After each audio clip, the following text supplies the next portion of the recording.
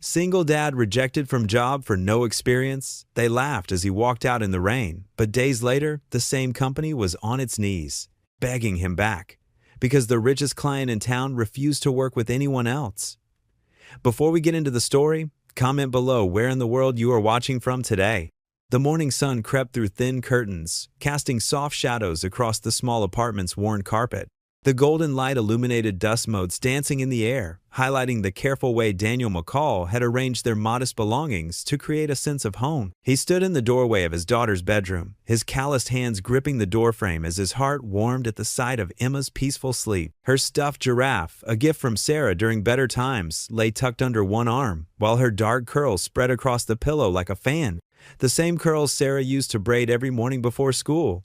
"Rise and shine, sweetheart," he called softly, his voice carrying the gentle authority of a father who'd learned to be both parent and protector. He stepped into the room, carefully avoiding the squeaky floorboard near her dresser, and gently touched her shoulder. Time for another beautiful day. Emma stirred beneath her worn quilt, the one with tiny roses that had belonged to her mother.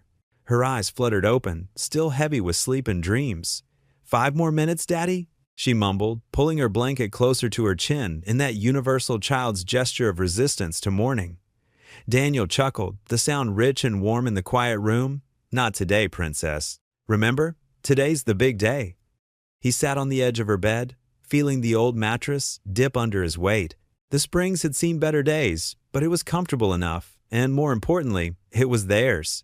At those words, Emma's eyes lit up like Christmas morning. She sat up straight in bed, suddenly wide awake, her hair sticking up in impossible directions.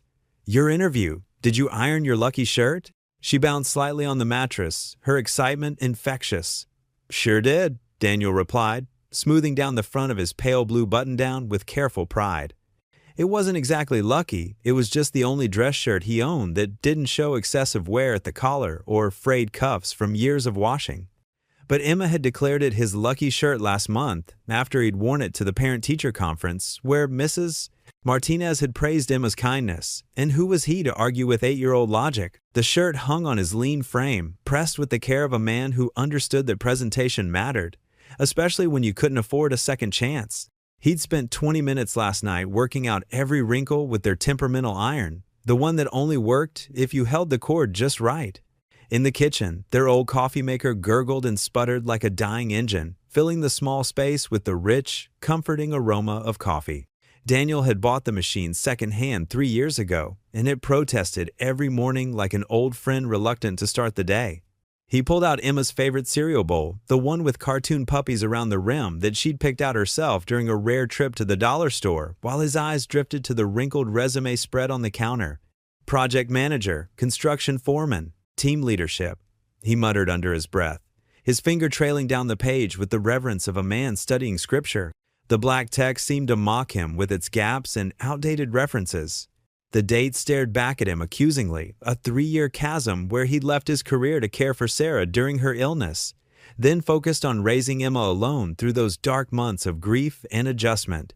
How could he explain that gap without mentioning the sleepless nights spent holding Sarah's hand in the grated hospital, the mornings when getting Emma dressed and fed felt like climbing a mountain, the way he'd had to learn to braid hair from YouTube videos and figure out which tears meant "I'm hurt" versus "I miss mommy"? "Daddy, the coffee's doing that funny noise again," Emma called out, now dressed in her school uniform, a navy jumper and white blouse that he'd pressed the night before.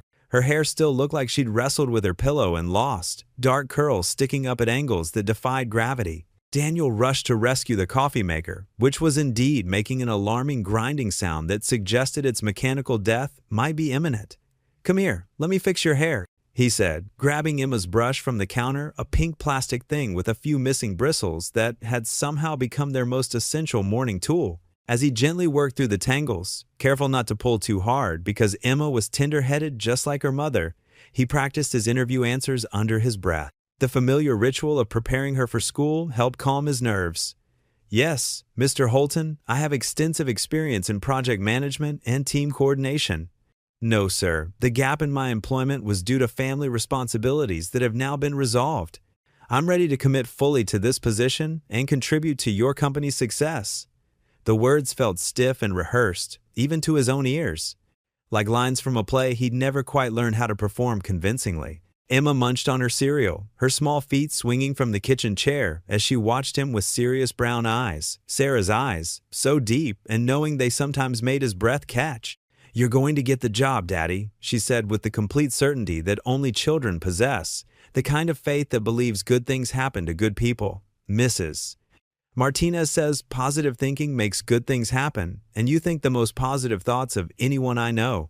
Daniel smiled, his heart squeezing with love as he touched the tip of her nose with his index finger. "Your teacher is a wise woman." He glanced at the wall clock, another second-hand find that ran 5 minutes fast but kept them punctual and quickened his movements. "Finish up, sweetheart. We need to get going." The drive to school was filled with Emma's animated chatter about her upcoming science project on butterflies and the class hamster's latest adventures in escape artistry. Daniel listened with half his attention, grateful for her ability to make every ordinary day feel bright with possibility, while the other half of his mind rehearsed answers and worried about making the right impression. His pickup truck, a 15-year-old Ford with a dent in the passenger door and a radio that only worked when it wanted to, rumbled through the familiar streets of their neighborhood. The morning air was crisp through the partially open windows, carrying the scent of autumn leaves and the promise of change. As they pulled up to Jefferson Elementary School, a modest brick building that had seen better decades but still radiated warmth and purpose, Emma suddenly grabbed his hand with both of hers. Her small fingers were sticky from breakfast, but he didn't mind. "Remember what you promised? About the pink bike?" Daniel's throat tightened as he thought about the bicycle that had been sitting in the window of Marshall's Sporting Goods for 3 weeks now. Emma stopped to admire it every time they walked past, pressing her nose against the glass like it held all her dreams. The price tag, $127.99, might as well have been $1,000 given their current financial situation. "When I get this job, that bike is yours. Cross my heart and hope to die." Emma beamed with the radiance of pure joy and hugged him tight, her small arms barely reaching around his neck. "You're the best daddy ever," she whispered, her breath warm against his ear before hopping out of the truck with the boundless energy of childhood. Daniel watched her skip up the school steps, her backpack bouncing with each step until she disappeared through the heavy wooden doors. Only then did he allow himself a moment of vulnerability, his hands gripping the steering wheel as he whispered, "Lord, I know I've asked for a lot lately, but this one's not just for me. This little girl deserves better than I've been able to give her." The drive to Holton Construction seemed both an eternity and an instant, time playing tricks on his nervous mind. Daniel's pickup truck looked painfully out of place. Among the shiny vehicles in the corporate parking lot, sleek sedans, and luxury SUVs that probably cost more than he made in a year when he was working regularly. He parked in the back corner, hoping his truck's modest appearance wouldn't prejudice anyone against him before he even walked through the door. He checked his reflection in the rearview mirror one final time, straightening his tie with fingers that trembled slightly despite his efforts to stay calm. The blue fabric was slightly faded from countless washings, but Emma had helped him tie the perfect Windsor knot using a YouTube video they'd watched together the night before. She'd been so proud of her teaching skills, declaring him the most handsome daddy in the whole world. Taking a deep breath that tasted of morning coffee and determination, Daniel grabbed his folder of certificates and references every piece of paper that proved his worth as a worker and a man. The morning sun reflected off the building's glass facade, almost blindingly bright, like a beacon of either hope or judgment. He squared his shoulders, the way his father had taught him to do when facing difficult situations, and walked toward the entrance with measured, purposeful steps. Inside, the lobby was a world apart from his small apartment, cool and pristine, with modern artwork on the walls that probably cost more than his monthly rent, and sleek furniture that looked like it belonged in a magazine. The air conditioning hummed quietly, and the marble floors gleamed under recessed lighting. Everything spoke of success and prosperity, the kind of environment where important decisions were made by important people. The receptionist, a middle-aged woman with kind eyes and silver hair styled in a professional bob, looked up as he approached her polished granite desk. Her smile was genuine, cutting through some of his nervousness. "Good morning," Daniel said, his voice steady despite the butterflies performing acrobatics in his stomach. "I'm Daniel McCall. I have an interview with Mr. Holton at 9 o'clock. Behind him, Emma settled into one of the plush leather chairs that probably cost more than his truck, already pulling out her beloved coloring book and the worn box of crayons she carried everywhere. The receptionist's face softened as she noticed the little girl, her professional demeanor warming with maternal instinct. "Please have a seat, Mr. McCall," she said, gesturing toward the seating area where Emma had made herself comfortable. "Someone will be with you shortly. Can I get you some coffee? Water for your daughter?" Daniel sat next to Emma, the leather chair so different from their secondhand furniture at home that he felt like an imposter. He watched as she carefully selected a purple crayon for her drawing, a house with flowers in the yard, and stick figures that he knew represented their family, including the angel figure that was always Sarah watching over them. His resume felt heavy in his hands, each page containing hopes and dreams that extended far beyond mere employment. This wasn't just a job interview, it was a lifeline thrown to a drowning man. A chance to rebuild their life from the ground up, to give Emma the stability and security she deserved, to prove that faith and hard work still meant something in a world that often seemed to reward the wrong things. As he sat there, surrounded by the quiet luxury of corporate success, Daniel McCall carried with him the prayers of a desperate father, the memory of a beloved wife, and the unshakable belief that somehow, some way, everything would work out exactly as it was meant to. Daniel's polished dress shoes clicked against the marble floor as he followed Miss Dorsey down the long hallway. His hand brushed against his tie one last time, making sure it lay perfectly straight. The corridor seemed to stretch endlessly, each step echoing with the weight of his hopes. "Right through here, Mr. McCall, Miss," Dorsey said, her voice professionally detached as she held open a heavy wooden door. The conference room was impressive, with floor-to-ceiling windows overlooking the city. 3 people sat around a gleaming mahogany table, their faces illuminated by the gray morning light. Mr. Rollins, a man with salt and pepper hair and sharp eyes, sat at the center. He barely glanced up from the paper in his hands, Daniel's resume. "Please, take a seat, miss." Dorsey gestured to the single chair across from the panel as she settled into her own place beside them. Daniel lowered himself into the chair, trying to keep his breathing steady. The leather squeaked slightly beneath him, seeming impossibly loud in the quiet room. On the table, his portfolio lay unopened, the edges of his certificates peeking out neatly. "So, Mr. McCall," Mr. Rollins began, his tone clipped and businesslike. "I see you were a construction foreman at Barrett Building Company." He paused, eyebrows raised. 8 years ago." Daniel leaned forward slightly, his voice steady despite the nervousness churning in his stomach. "Yes, sir. I supervised crews of up to 30 men, managing multiple residential projects simultaneously. We consistently finished ahead of schedule and under budget." The HR manager, a woman with thick-rimmed glasses, made a small note on her pad without looking up. The silence that followed felt heavy. "And since then?" Miss Dorsey prompted, her pen poised above her notepad. Daniel's throat tightened slightly, but he kept his voice clear. "My wife became ill with cancer. I made the decision to step back from full-time work to care for her and our daughter." He paused, drawing a careful breath. "After Sarah passed, Emma was only 3. She needed me to be there for her." Mr. Rollins' expression remained unchanged as he shuffled through the papers. "During this gap, did you maintain any connection to the industry? Any part-time work or continuing education?" "I've done independent contracting work," Daniel explained, his hands clasped firmly in his lap. "Mostly residential renovations and repairs. I've kept up with building codes and new construction methods through online courses, but no formal employment," Mr. Rollins interrupted, setting down the resume with a slight frown. "No, sir," Daniel admitted, "but my experience—" "Mr. McCall," Miss Dorsey cut in, her voice carrying a note of finality. "You've been out too long. We need someone with current experience." She closed her portfolio with a sharp snap. "The construction industry has changed significantly in the past 8 years. Daniel felt his chest tighten, but he kept his expression composed. "I understand things have changed, but my fundamental skills and leadership abilities—" "Thank you for coming in." Mr. Rollins stood abruptly, already gathering his papers. "We'll be in touch if anything suitable comes up." The dismissal was clear. Daniel rose slowly, his legs feeling heavy. "Thank you for your time," he managed, his voice steady despite the disappointment crushing his chest. The walk back down the hallway seemed shorter this time, each step carrying him away from the hope he'd carried into the building. In the lobby, Emma sat cross-legged on one of the plush chairs, her favorite coloring book open on her lap. She looked up as he approached, her bright smile fading slightly as she caught his expression. "Ready to go, sweetheart?" Daniel asked, forcing warmth into his voice.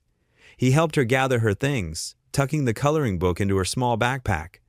Outside, the sky had darkened. Fat raindrops began to fall as they hurried to his old pickup truck, the water spotting Daniel's carefully pressed shirt. He helped Emma into her booster seat, making sure she was securely buckled before climbing into the driver's seat. The windshield wipers squeaked across the glass as they pulled away from the building. The rain grew heavier, making the traffic lights blur into watery stars. Daniel's hands gripped the steering wheel tightly, his knuckles white with tension. Emma's small voice broke the silence. "Did they give you the job, Daddy?"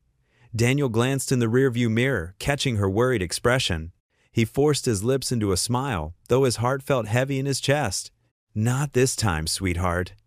The rain continued to fall as they drove away from Holton Construction, the building's impressive silhouette disappearing into the gray mist behind them. The rain drummed steadily against the truck's roof as Daniel navigated the slick roads. Emma had fallen quiet in the back seat, humming softly to herself while drawing patterns in the foggy window with her finger. His mind kept replaying the interview, each dismissive glance and cutting word making his stomach twist. Through the heavy curtain of rain, a set of flashing hazard lights caught his attention. A silver Mercedes sat partially pulled onto the shoulder, its right rear tire visibly flat. An elderly woman in a light blue raincoat stood beside the car, one hand pressed against the vehicle for support as she peered down at the damaged tire. Daniel's foot eased off the accelerator. He glanced in the rearview mirror at Emma, then at his watch. They had time. "Sweetheart, we're going to help someone, okay?" he said, already signaling to pull over. Emma perked up, pressing her face against the window. "Like Mommy used to?" The innocent question made Daniel's heart ache. Sarah had always stopped to help others, no matter the circumstance. Exactly like Mommy used to. He parked the truck several feet behind the Mercedes, hazard lights blinking in solidarity. "Stay here where it's dry, Emma. I'll be right back." The rain immediately soaked through his dress shirt as he approached the stranded vehicle. The elderly woman turned at his footsteps, her face lined with dignity despite her obvious distress. She held herself with a certain grace, even in this unfortunate situation. "Ma'am," Daniel called out, over the sound of passing cars and rain, "do you need some help?" The woman adjusted her wire-rimmed glasses, studying him carefully. "Oh, you're very kind, but I wouldn't want to trouble you. I've called my service company, though they're taking their time about it." "It's no trouble," Daniel assured her, already kneeling to examine the tire. The rubber was shredded. She must have hit something sharp. "I can have this changed in just a few minutes. No sense in you waiting out here in this weather. You'll ruin your nice clothes," she protested, though he could hear the relief in her voice. Daniel smiled, his shirt already plastered to his skin. "They're already pretty well ruined, ma'am. I'm Daniel McCall, by the way." "Eleanor Briggs," she replied, watching as he efficiently located her spare tire and jack. "Please, at least let me hold an umbrella over you while you work." "Thank you, Mrs. Briggs, but I'm already soaked through. Why don't you wait in my truck where it's dry? My daughter Emma's in the back seat. I'm sure she'd love some company." Mrs. Briggs hesitated, then nodded. "You're very thoughtful, Mr. McCall." As Daniel worked on changing the tire, he could hear muffled conversation and occasional laughter from his truck. The familiar motions of loosening lug nuts and positioning the jack helped settle his mind, pushing away the morning's disappointment. This, at least, was something he could fix. The rain had eased to a steady drizzle by the time he secured the last bolt on the spare tire. His fingers were numb from the cold, and his once-pressed shirt clung to him like a second skin. "Mrs. Briggs emerged from the truck as he was storing the flat tire in her trunk. "Mr. McCall, you're an absolute blessing," she said, her voice warm with gratitude. "Let me compensate you for your time and trouble." She reached into her purse, but Daniel held up a hand. "Just glad to help, ma'am," he said simply, wiping his hands on his already ruined slacks. Mrs. Briggs studied him for a moment, her eyes kind but shrewd. "You know, you remind me of someone I once loved very much." She glanced at his truck, where Emma waved cheerfully through the window. "Someone who believed that kindness matters more than convenience." Daniel ducked his head, unsure how to respond to the gentle observation. He closed her trunk with a solid thunk. "The spare tire will get you where you need to go, but you'll want to have it replaced as soon as possible." "Thank you again, Mr. McCall," Mrs. Briggs said. She watched as he walked back to his truck, the rain creating small rivers in the worn asphalt between them. Through his side mirror, Daniel could see Mrs. Briggs still standing beside her car, watching as his old pickup merged back into traffic. Emma chattered excitedly about their new friend, but Daniel's thoughts were on Mrs. Briggs's last words, and how they echoed something Sarah used to say about kindness being its own reward. The rain continued its steady pattern as they drove on, the Mercedes growing smaller in the distance behind them. The afternoon sun cast long shadows across Daniel's tiny mailbox as he trudged up the cracked sidewalk. Bills, bills, and more bills, that's all he expected to find. But tucked between the usual white envelopes was a cream-colored note, handwritten in elegant script. "What's that, Daddy?" Emma asked. Skipping beside him, Daniel unfolded the paper carefully. "Dear Mr. McCall," he read aloud, "I would be honored if you and your lovely daughter would join me for tea tomorrow afternoon at 3 o'clock. Consider it my way of properly thanking you for your kindness. Address enclosed. Warmly, Eleanor Briggs." Emma's eyes lit up. "Oh, can we go, please?" Daniel hesitated. "I don't know, sweetheart. We shouldn't impose, but she invited us." Emma's lower lip trembled. "And you said we should always be polite when people are nice to us." He couldn't help but smile at her, using his own words against him. "You've got me there, kiddo." The next day, they stood before an impressive Victorian house with white trim and a wraparound porch. Window boxes overflowed with bright flowers, and a neat stone path led through a well-tended garden. "It looks like a fairy tale house," Emma whispered, clutching Daniel's hand. Before they could knock, the door swung open. Mrs. Briggs stood there beaming, her silver hair neatly styled and her clothes speaking of quiet elegance. "Right on time," she said warmly. "Please, come in."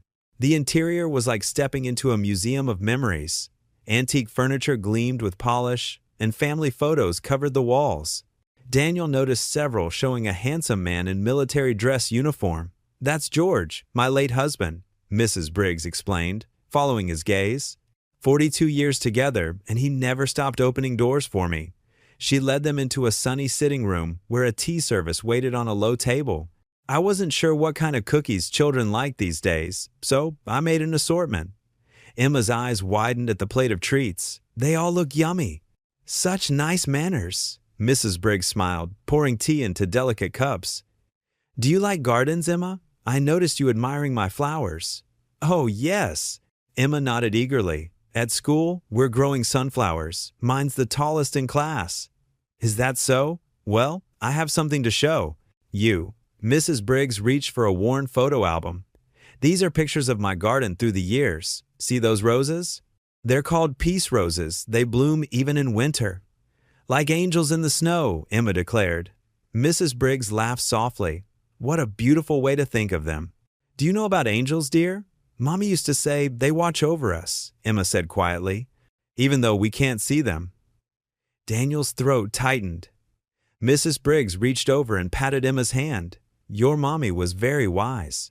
I believe angels come in many forms sometimes as people who help others without asking for anything in return." She glanced meaningfully at Daniel. The afternoon light softened as they talked. Daniel found himself opening up about things he rarely discussed: Sarah's illness, the mounting medical bills, the way he dropped everything to care for her and Emma. "The construction company understood at first," he explained, staring into his teacup. "But after Sarah passed, they'd already filled my position. Started over at entry-level jobs, but it wasn't enough for rent and daycare. Now everyone says I've been out of management too long." Mrs. Briggs listened intently, tears glistening in her eyes. "Life has asked much of you, Daniel. Yet here you are, still stopping to help strangers on rainy days." Emma had dozed off on the plush sofa, cookie crumbs on her dress. Daniel checked his watch reluctantly. "We should head home." "Thank you for everything, Mrs. Briggs." She walked them to the door, Emma sleepily holding Daniel's hand. "Sometimes, Mrs. Briggs said softly, God sends people into our lives for reasons we don't yet understand." Daniel smiled, unsure what she meant, but touched by her kindness. As they walked down the garden path, Emma waved back at Mrs. Briggs. "The roses really do look like angels," she murmured. The morning sun painted Mrs. Briggs' Victorian house in warm, amber hues as Daniel pulled up in his old pickup truck, the engine coughing its familiar wheeze before settling into silence. He'd noticed her struggling with grocery bags at the local market earlier, her thin arms trembling under the weight of paper sacks, while other shoppers hurried past without a glance. The sight had tugged at something deep in his chest. the same protective instinct that made him check on Emma 3 times each night.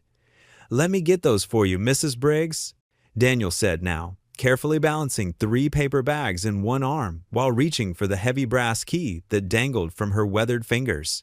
The bags rustled softly, filled with the simple necessities of a woman living alone: canned soup, fresh bread, milk that would likely outlast her appetite for it. "You're too kind, Daniel." She smiled, her silver hair neatly pinned back in a style that spoke of decades when appearances mattered more than convenience. "And please, call me Eleanor.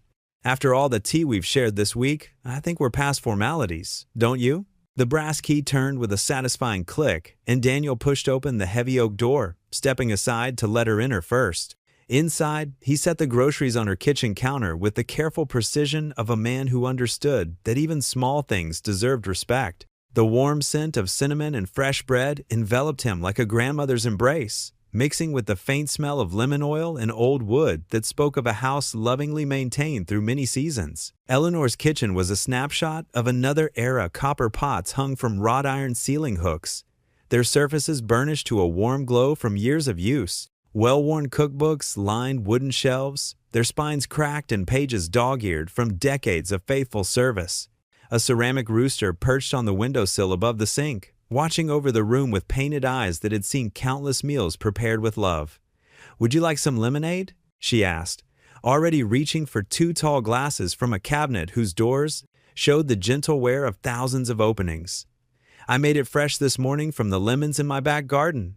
Robert always said store-bought lemonade was like kissing through a screen door. You got the idea, but missed the real thing. "That would be nice. Thank you." Daniel's eyes drifted naturally toward the kitchen window, where white curtains framed a view of the backyard. There, beyond Eleanor's carefully tended flower beds, a crooked shed caught his attention. Its weathered boards sagged like tired shoulders, and the door hung at an awkward angle, as if it had given up trying to stand straight long ago. Eleanor followed his gaze, her movements pausing as she poured the lemonade. "Ah, yes. That old thing's been falling apart since Robert passed 2 years ago. He always meant to fix it, but—" Her voice trailed off, heavy with the weight of unfinished plans and promises that would never be kept. Cancer took him before he could get around to half the projects on his list. "I could take a look at it for you," Daniel offered, the words coming as naturally as breathing. His calloused hands already itched to hold tools again, to create order from chaos. "Wouldn't take more than a day or 2 to get it back in shape. Maybe strengthen the foundation while I'm at it." Eleanor's eyes brightened, the same way Emma's did when she discovered a new book at the library. "Would you? I'd pay you, of course, whatever your usual rate is." Daniel shook his head firmly, accepting the glass of lemonade with both hands. "No need for payment. It's what neighbors do for each other, what decent folks do." They moved together toward the wraparound porch, their footsteps creating a gentle rhythm on the hardwood floors. Outside, they settled into white wicker chairs that creaked softly under their weight, the kind of comfortable protest that spoke of furniture built to last. The lemonade was perfectly tart, with just enough sweetness to balance the bite, reminding Daniel of lazy summer afternoons spent with Sarah on their own small porch, back when the future stretched ahead of them like an endless ribbon of possibility. The porch could use a fresh coat of paint, too, Eleanor mused, running her weathered hand along the faded railing where white paint peeled like old skin. Robert always said a home needs constant care, just like a marriage. Neglect either one, he'd tell me, and before you know it, the foundation starts to crumble. Daniel nodded slowly, his throat tightening with recognition. Sarah used to say something similar. She'd spend hours in our little garden, her hands deep in the soil, saying plants were like people, they need attention and love to grow strong. Even when she got sick. He paused, watching a cardinal land on the porch railing, its bright red feathers a splash of color against the faded wood. Even then, she'd drag herself outside to water those flowers. Said beauty was worth fighting for, no matter how tired you got. "Tell me about her," Eleanor said softly, her voice carrying the gentle invitation of someone who understood that grief needed witnesses. "If you'd like to, that is." Daniel took a deep breath, surprised by how natural it felt to share these memories with this woman who was still, in many ways, a stranger. But there was something in Eleanor's patient stillness that made words come easier. She was a kindergarten teacher at Riverside Elementary. 23 years in the same classroom, watching generations of children learn to read and write and dream. The kids adored her. She had this way of making everyone feel special, like they were the most important person in the world. He paused, taking a sip of lemonade to steady himself. When she got sick with the leukemia, she kept teaching until the very end. Said those children needed her more than the cancer did. The last day before she couldn't anymore, her whole class made her a card, 26 little handprints in rainbow colors, with messages about how she was their favorite teacher ever. Eleanor's eyes glistened, and she reached over to pat his hand with fingers that trembled slightly, whether from age or emotion. Daniel couldn't tell. She sounds like a woman who understood that love multiplies when you give it away. She never lost her smile, Daniel continued, his voice growing stronger. Even at the end, when the treatment stopped working and we both knew what that meant. Made me promise to keep living, not just existing. Said Emma needed a father who believed in tomorrow, not one who got stuck in yesterday. Eleanor leaned back in her chair, a wistful smile crossing her face. Robert was the same way. 38 years of marriage, and he never complained once, not even during the worst of the cancer treatments. He'd been a Marine, you see, served 2 tours in Vietnam. Said pain was just weakness leaving the body, and weakness was something Marines didn't have time for. She chuckled softly, though tears gathered in the corners of her eyes. Stubborn man, right to the very end. Died holding my hand, telling me stories about the grandchildren we never had. The silence that followed wasn't uncomfortable. It was the kind of quiet that honored shared grief, the understanding that passes between people who've walked similar dark valleys. A gentle breeze stirred the leaves of Eleanor's oak tree, creating a soft whisper that seemed to carry the voices of those they'd loved and lost. "Is that why you started the nonprofit?" Daniel asked eventually, remembering the framed certificate he'd glimpsed in her study during his first visit. "For veterans?" "Yes." Eleanor nodded, her back straightening with renewed purpose. The Veterans Hope Foundation.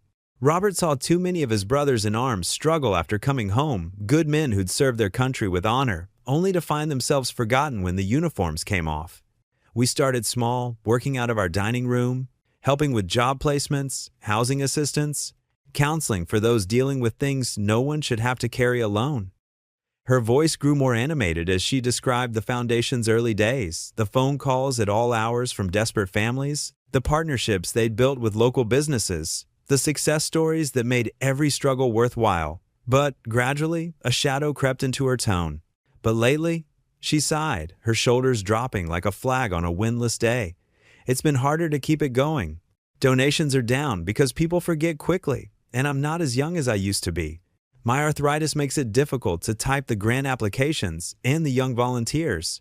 She shook her head. "They mean well, but they don't understand what it means to serve something bigger than yourself." Daniel listened intently, watching Eleanor's face transform as she spoke about her life's work. Her passion was evident in every gesture, every carefully chosen word. Though weariness crept into her voice like fog rolling in from the sea. Here was a woman who'd spent decades trying to heal wounds that most people pretended didn't exist. And now she was facing the possibility that her efforts might die with her. Standing up, Daniel walked to the porch railing, his carpenter's eye automatically assessing its condition. He tested its stability with gentle pressure, feeling the wood give slightly under his touch. "This needs more than paint," he observed, running his fingers along a section where the wood had begun to rot. "The foundation's still solid, but these support posts are compromised. I can replace the damaged sections while I'm working on the shed, make it strong enough to last another 50 years. "You really don't have to do all that," Eleanor protested, though her voice carried more hope than conviction. "I'm sure you have plenty of your own projects to worry about." "I want to," Daniel interrupted gently, his tone carrying the quiet certainty of a man who'd found purpose in unexpected places. "Besides, Emma's spending the day at her friend Madison's house. They're working on some school project about local history. Keeps my hands busy, keeps my mind from wandering too much into places it shouldn't go." Eleanor watched as Daniel examined the railing more closely, his experienced hands identifying problem areas with the thoroughness of a doctor diagnosing a patient. His movements were careful and methodical, the work of someone who understood that shortcuts today meant bigger problems tomorrow. His quiet competence reminded her so much of Robert, the same careful attention to detail, the same unassuming strength that never needed to announce itself. "You know," she said, more to herself than to him, watching Daniel crouch down to inspect the porch's foundation. He's exactly the kind of man the world overlooks and desperately needs. The words hung in the warm afternoon air like a prayer, carried on the gentle breeze that rustled through Eleanor's flower garden. Daniel continued his inspection, unaware of Eleanor's thoughtful gaze following his movements, unaware that she was seeing not just a man willing to fix her porch, but perhaps the answer to prayers she'd been too afraid to voice.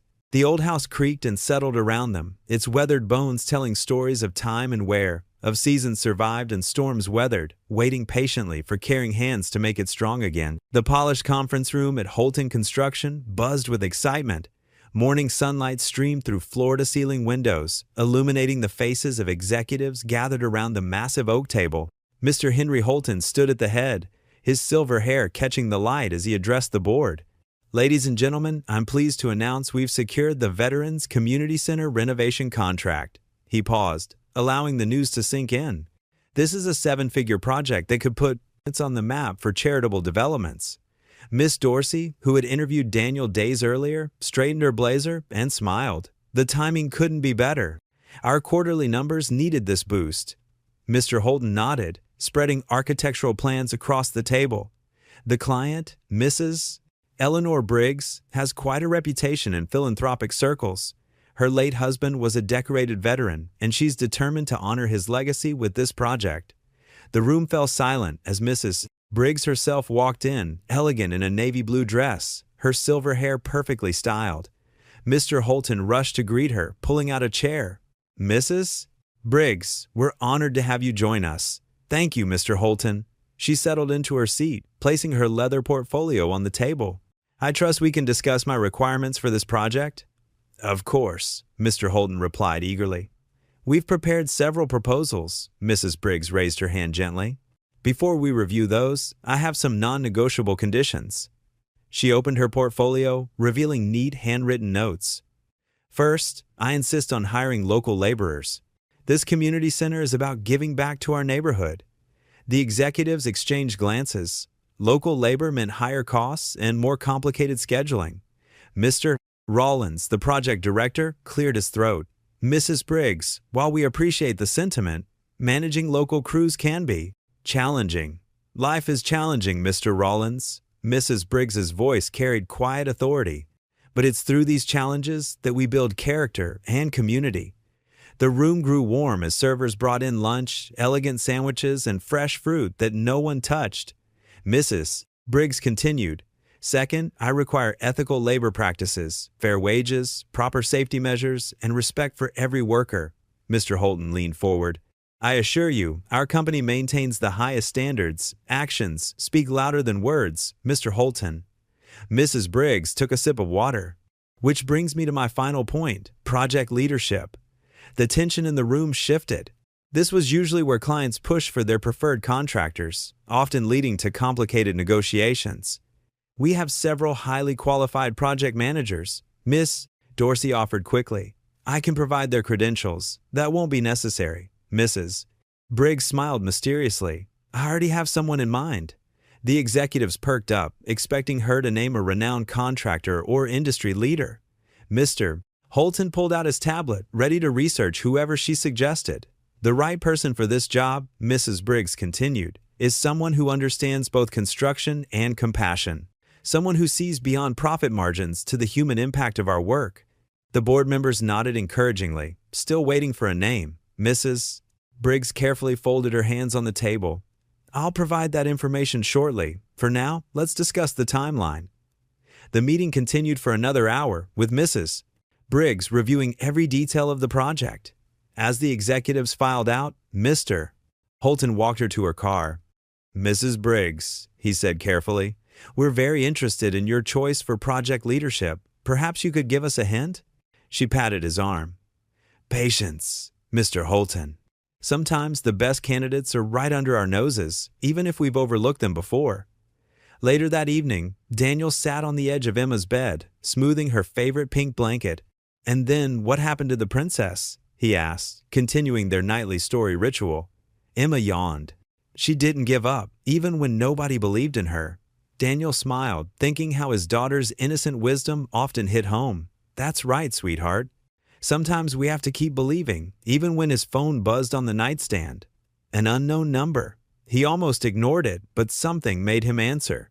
Mr. McCall? A familiar voice, Miss Dorsey from Holton Construction. I apologize for calling so late.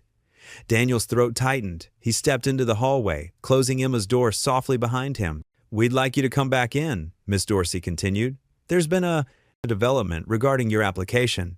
Daniel gripped the phone tighter, stunned into silence. After a moment, he managed to find his voice. I don't understand. You said I wasn't qualified. Things have changed, she replied. Could you meet with us tomorrow morning? Through the crack in Emma's door, he could see her already drifting off to sleep, clutching her stuffed rabbit. The same rabbit she'd had since her mother died, when their world had turned upside down. Mr. McCall? Miss Dorsey prompted. Are you there? Daniel took a deep breath, his mind spinning with questions. Yes, he said quietly. Yes, I'm here. Daniel stood in his small kitchen, phone pressed to his ear, as the voice of Sarah Dorsey, the same executive who'd dismissed him weeks ago, stumbled through an explanation. Her usually confident tone now carried an unmistakable note of discomfort. Mr. McCall, we've had an unusual request from our newest client, she said, clearing her throat. Mrs. Eleanor Briggs has specifically asked for you to oversee her Veterans Center renovation project. Daniel's hand tightened around the phone. The morning sunlight streaming through the window suddenly felt too bright, too harsh. Mrs. Briggs? He repeated, though he'd heard perfectly well. Yes, Miss Dorsey continued, her words coming faster now. She was quite insistent. She said she'd seen your work firsthand and wouldn't consider anyone else for the position. Daniel let out a slow breath, watching Emma at the kitchen table as she carefully colored inside the lines of her drawing. The same daughter he'd had to disappoint after that humiliating interview. The memory stung fresh. That's interesting, he said quietly. Considering you didn't want me 2 weeks ago, what was it you said? That I'd been out too long? That you needed someone with current experience? The silence on the other end stretched uncomfortably before Miss Dorsey spoke again. We're prepared to offer you double the original salary we discussed. This is a prestigious project. Mr. McCall and Mrs. Briggs is a very influential client. Daniel walked to the window, running his fingers through his graying hair. So now my experience counts? Now my time away from construction doesn't matter? His voice remained calm, but carried an edge of hurt. I appreciate the offer, Miss Dorsey, but I won't work for people who judge a man's worth by the gaps in his resume rather than the content of his character. Mr. McCall, please. Thank you for calling. He ended the call, setting the phone down carefully despite his urge to throw it. Emma looked up from her coloring book. Was that about a job, Daddy? Yes, sweetie, but not one for us. He kissed the top of her head. Finish your breakfast. We need to make a quick stop before school. 20 minutes later, Daniel's old pickup truck rumbled into Mrs. Briggs's circular driveway. The morning dew still clung to her perfectly manicured roses, and a gentle breeze carried the sweet scent of her flowering jasmine. He found her in her garden, already dressed for the day in a pale blue cardigan, carefully deadheading her prized dahlias. She smiled warmly when she saw him, but something in his expression made her smile fade. Why did you do it? Daniel asked without preamble, his voice tight with emotion. Why force their hand like that? Mrs. Briggs straightened slowly, brushing dirt from her gardening gloves. Would you like some tea, Daniel?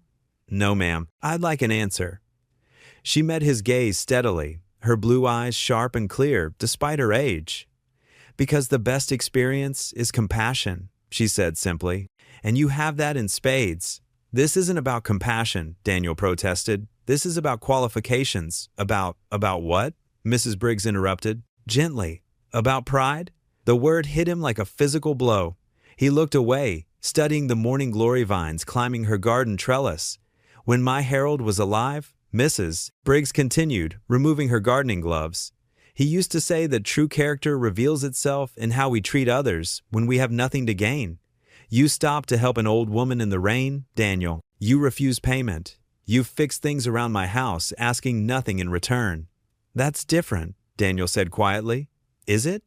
She stepped closer, her voice soft but firm. The company made a mistake in judging you by what was missing from your resume rather than seeing what was there in front of them. Don't make the same mistake by letting pride blind you to an opportunity to prove them wrong. Daniel's shoulders slumped slightly. I don't need their charity.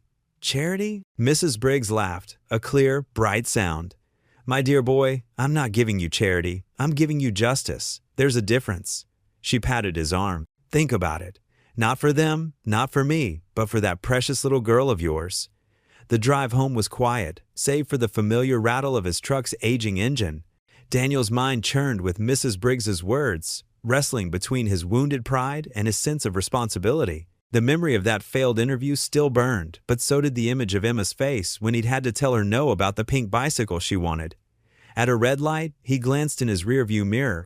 Emma sat in the back seat, her small face turned toward the window, watching the world go by with endless curiosity. She caught his eye in the mirror and smiled that same hopeful, trusting smile that reminded him so much of her mother.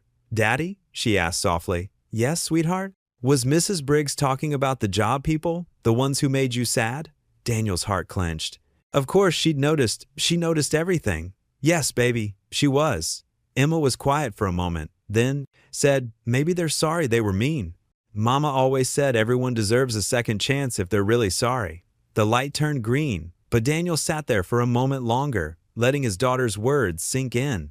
A car honked behind him, and he pressed the gas, but his mind was already turning toward possibilities he hadn't allowed himself to consider before. Monday morning arrived with a mix of summer warmth and gentle breeze. Daniel McCall adjusted his steel-toed boots in the parking lot of Holton Construction, watching workers file into the modern glass building. His weathered pickup truck stood out among the shiny vehicles, but he held his head high. The security guard handed him a temporary badge, and Daniel clipped it to his faded blue work shirt. First day? The guard asked kindly. Yes, sir. Project consultant for the Veterans Center renovation. Inside, the office buzzed with Monday morning activity. Daniel made his way to the project management floor, where Miss Dorsey waited with a stack of papers and a tight smile. Mr. McCall, she said, gesturing to a small desk in the corner. Here's your workstation. The team meeting starts in 15 minutes. As Daniel settled in, he couldn't help but notice the sideways glances and whispered conversations. Two project managers huddled by the water cooler, their voices carrying just enough for him to hear. That's the guy Mrs. Briggs insisted on? One muttered, Heard he hasn't worked properly in years. Rich old ladies and their charity cases? The other replied with a smirk. Daniel focused on organizing his desk, remembering Emma's words that morning. Show them how special you are, Daddy. He pulled out a small framed photo of her and placed it beside his computer. The morning meeting was held in a glass-walled conference room. Daniel sat quietly, taking detailed notes as the team discussed timelines and budgets. When it came his turn to speak about the Veterans Center requirements, he stood up, straight. Mrs. Briggs wants this center to be more than just a building, he explained, his voice steady. It needs to be accessible, welcoming, and built with respect for those who served. A few veterans from the construction crew nodded in agreement. One of them, a gray-haired carpenter named Mike, caught Daniel's eye and gave him an approving smile. During lunch break, Daniel sat alone at his desk, reviewing blueprints while eating the sandwich Emma had helped pack that morning. Mike approached, pulling up a chair. Those modifications you suggested for the wheelchair ramps? Mike said. Smart thinking. Most folks wouldn't have considered the turning radius issue. My wife's father was in a wheelchair. Daniel replied softly, You learn to notice these things. Throughout the afternoon, Daniel immersed himself in work. He visited the construction site, spoke with contractors, and refined the project timeline. His experience as a former foreman showed in the way he handled questions and solved problems. By day's end, even Miss Dorsey seemed less rigid. Good work today, Mr. McCall, she said, almost reluctantly. The veteran contractors appreciated your attention to detail. As promised, Daniel picked up Emma from after-school care and drove to their favorite ice cream shop, a small family-owned place called Sweet Dreams. Emma's eyes lit up as she spotted the colorful awning. Can I get 2 scoops today, Daddy? She asked, bouncing in her seat. Sure can, sweetheart. We're celebrating. They sat at a wobbly metal table outside, Emma with her strawberry and chocolate scoops, Daniel with his simple vanilla. The evening sun painted the sky in soft oranges and pinks. Did they like you at the new job? Emma asked, ice cream dripping down her cone. Daniel handed her a napkin. Some did, some might take a while. But that's okay. Good things take time. Like Mommy's garden? Emma said. She always said the prettiest flowers need the most patience. Daniel's throat tightened. That's right, baby, just like Mommy's garden. They finished their ice cream as the streetlights began to flicker on. Back home, after Emma's bath and story time, Daniel knelt beside her small bed with its worn but clean butterfly sheets. Emma clasped her hands together, ready for their nightly prayer. Daniel closed his eyes, feeling the soft carpet under his knees and the weight of the day on his shoulders. "Dear God," he whispered, Emma's small voice echoing his words. "Thank you for new beginnings. Thank you for giving us another chance. And thank you for sending us angels like Mrs. Briggs."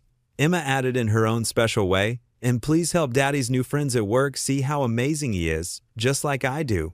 Daniel tucked the blanket around her shoulders, kissed her forehead, and switched on her small nightlight. As he stood in the doorway, watching his daughter drift off to sleep, he felt something he hadn't experienced in a long time: hope.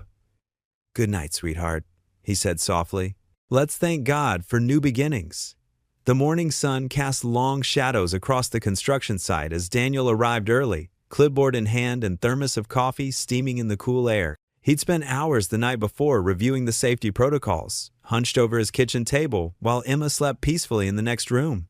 His heart raced as he prepared to present his findings to the team. The pages of his notes slightly crumpled from his nervous grip.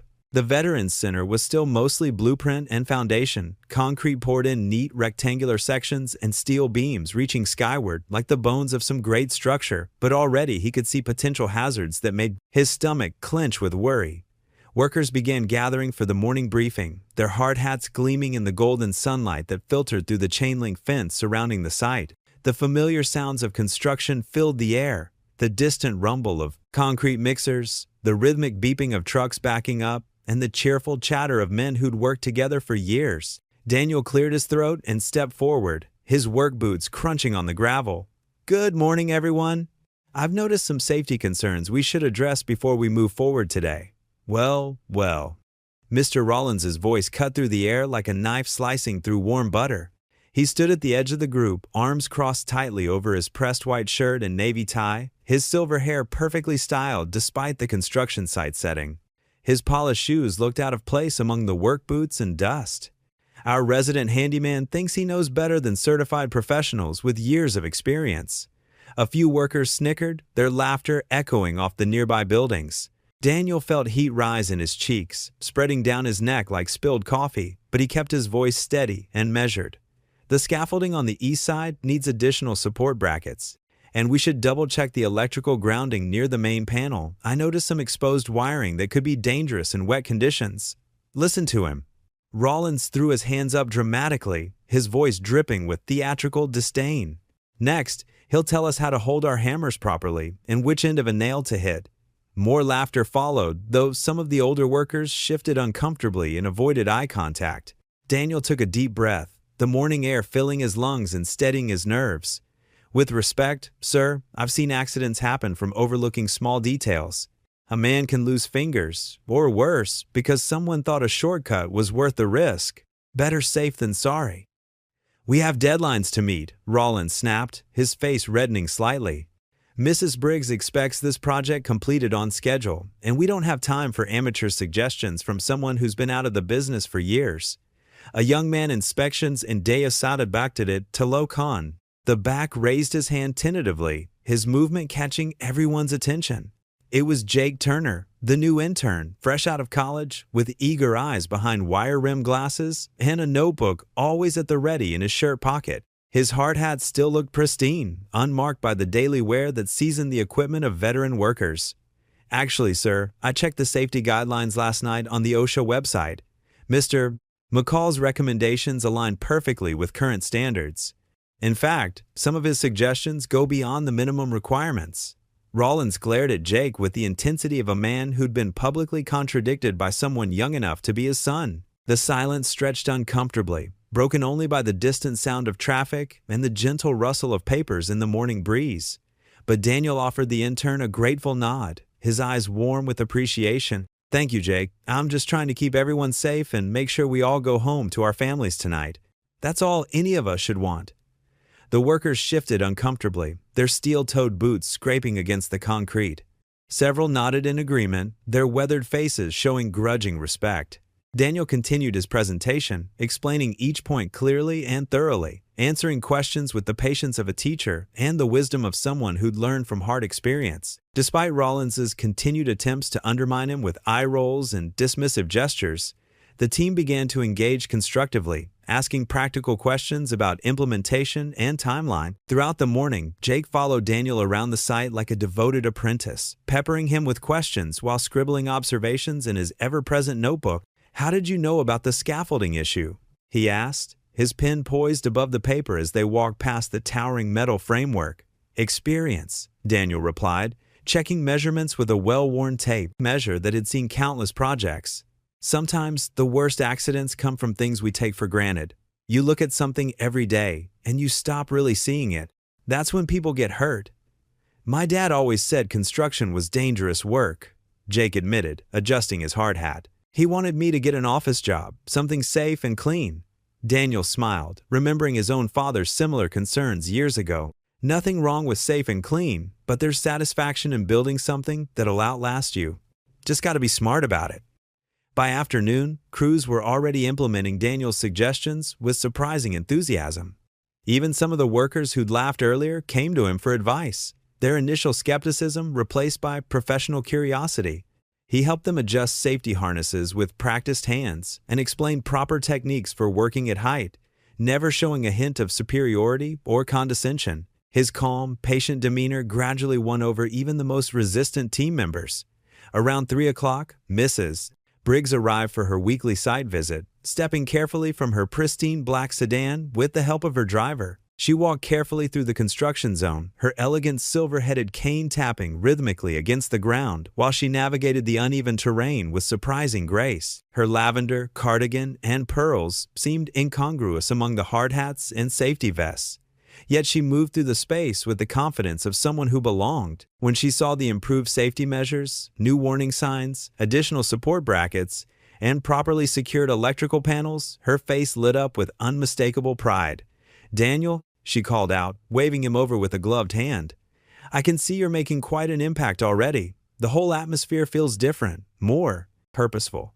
He shrugged modestly, wiping his hands on a clean rag. "Just doing what needs to be done, ma'am. Making sure everyone has what they need to do their jobs safely. Sometimes that's exactly what leadership looks like," she said, patting his arm with genuine warmth. "Doing what's right, even when it's not popular or convenient, even when people resist change." Jake, hovering nearby with his notebook, absorbed every word like a student in the presence of wisdom. Mrs. Briggs noticed him and smiled, her eyes twinkling with interest. "And who might this earnest young man be?" "Jake Turner, ma'am," Daniel introduced him, placing a supportive hand on the intern's shoulder. "Our newest team member and a remarkably quick learner. He's been asking all the right questions today." The intern beamed at the praise, his cheeks flushing with pleasure. Mrs. Briggs looked between them thoughtfully, clearly pleased by what she observed. It's wonderful to see knowledge and wisdom being passed on to the next generation. That's how real progress happens, one person teaching another. As she toured the rest of the site with measured steps, examining the foundation work and discussing timeline details with the site supervisor, Jake turned to Daniel with obvious admiration. "She's amazing, isn't she? And you actually know her personally? How did you meet someone like that?"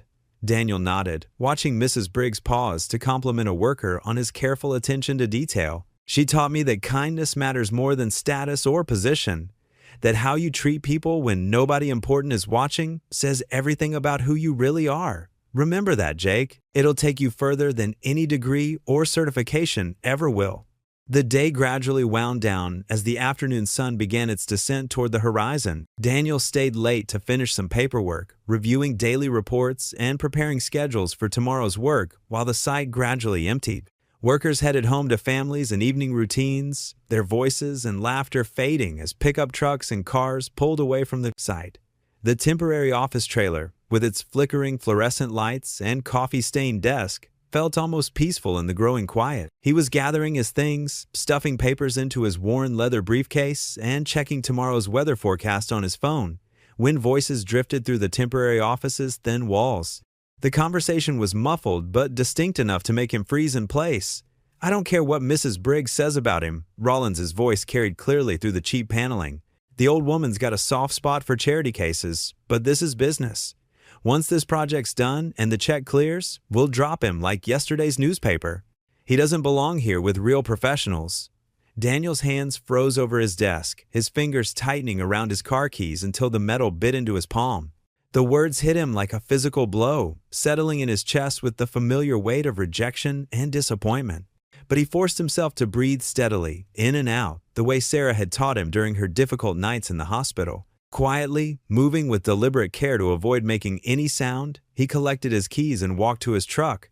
The sunset painting the sky in brilliant shades of orange and purple that seemed to mock his darkening mood. The drive home was silent, no radio, no phone calls, no attempt to fill the empty space with distraction, just the steady hum of his old pickup's engine, the familiar rattle of the loose dashboard panel, and the crushing weight of Rollins's words hanging in the air like storm clouds.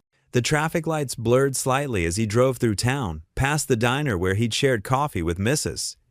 Briggs, past Emma's school where she'd soon be getting out for the day, past all the ordinary places that suddenly felt tinged with uncertainty. The Saturday morning sky painted gentle streaks of pink across the horizon as Daniel's old pickup truck pulled into the church parking lot. Steam rose from puddles left by last night's rain, creating a misty glow around the stone building. Emma bounced in her seat, clutching the stuffed bear she'd insisted on bringing to cheer people up. "Remember what we talked about, sweetheart?" Daniel asked as he helped her down from the truck. "Be kind and respectful." Emma recited, her pigtails swaying. "And everyone deserves dignity." Daniel smiled, his chest swelling with pride. At 8 years old, his daughter already understood more about compassion than most adults he knew. Inside the church basement, Mrs. Briggs was directing volunteers with gentle authority. The smell of coffee and fresh bread filled the air as people set up long tables and arranged chairs. Her face brightened when she saw them. "Daniel, Emma, thank goodness you're here, Mrs." Briggs called out, walking over to greet them. "We could use some strong hands with the soup kettles." Daniel rolled up his sleeves while Emma carefully tied on an apron that was twice her size. The kitchen buzzed with activity as volunteers chopped vegetables and stirred massive pots of soup. Mrs. Briggs had explained that her nonprofit served meals every Saturday, but today was special. They were also providing information about housing assistance and job training. As the doors opened at 9, people began filtering in. Daniel ladled soup into bowls, noticing how some wouldn't meet his eyes while others stood proud despite their circumstances. A group of veterans sat together, their military bearings still evident in their posture. "The rent's impossible nowadays," one veteran was saying, his coffee cup trembling slightly in his weathered hands, "even with my pension." "Tell me about it," another replied, his arm bearing a Marine Corps tattoo. "Been couch surfing for 3 months now." Daniel's heart ached as he listened. These men had served their country, yet here they were, struggling to find a place to call home. He thought about the veteran center they were building, how much it was really needed. Emma moved between the tables with a pitcher of water, carefully refilling cups. She stopped at an elderly man sitting alone, his clothes clean but worn. He stared at his empty bowl, lost in thought. "Would you like to hold Mr. Snuggles?" Emma asked, holding out her stuffed bear. "He gives really good hugs." The man looked up, startled. His eyes, clouded with sadness moments ago, crinkled at the corners. "Well, I wouldn't want to refuse such a kind offer," he said softly. Emma placed the bear in his hands and watched as he examined it with gentle care. "I had one just like this," he shared, "back when my kids were little." Daniel watched from the serving line as Emma pulled out her lunchbox, the one she'd insisted on bringing, despite his reminders that volunteers could eat after the service. She opened it and took out her sandwich, carefully wrapped in wax paper. "Would you like to share?" she asked the man.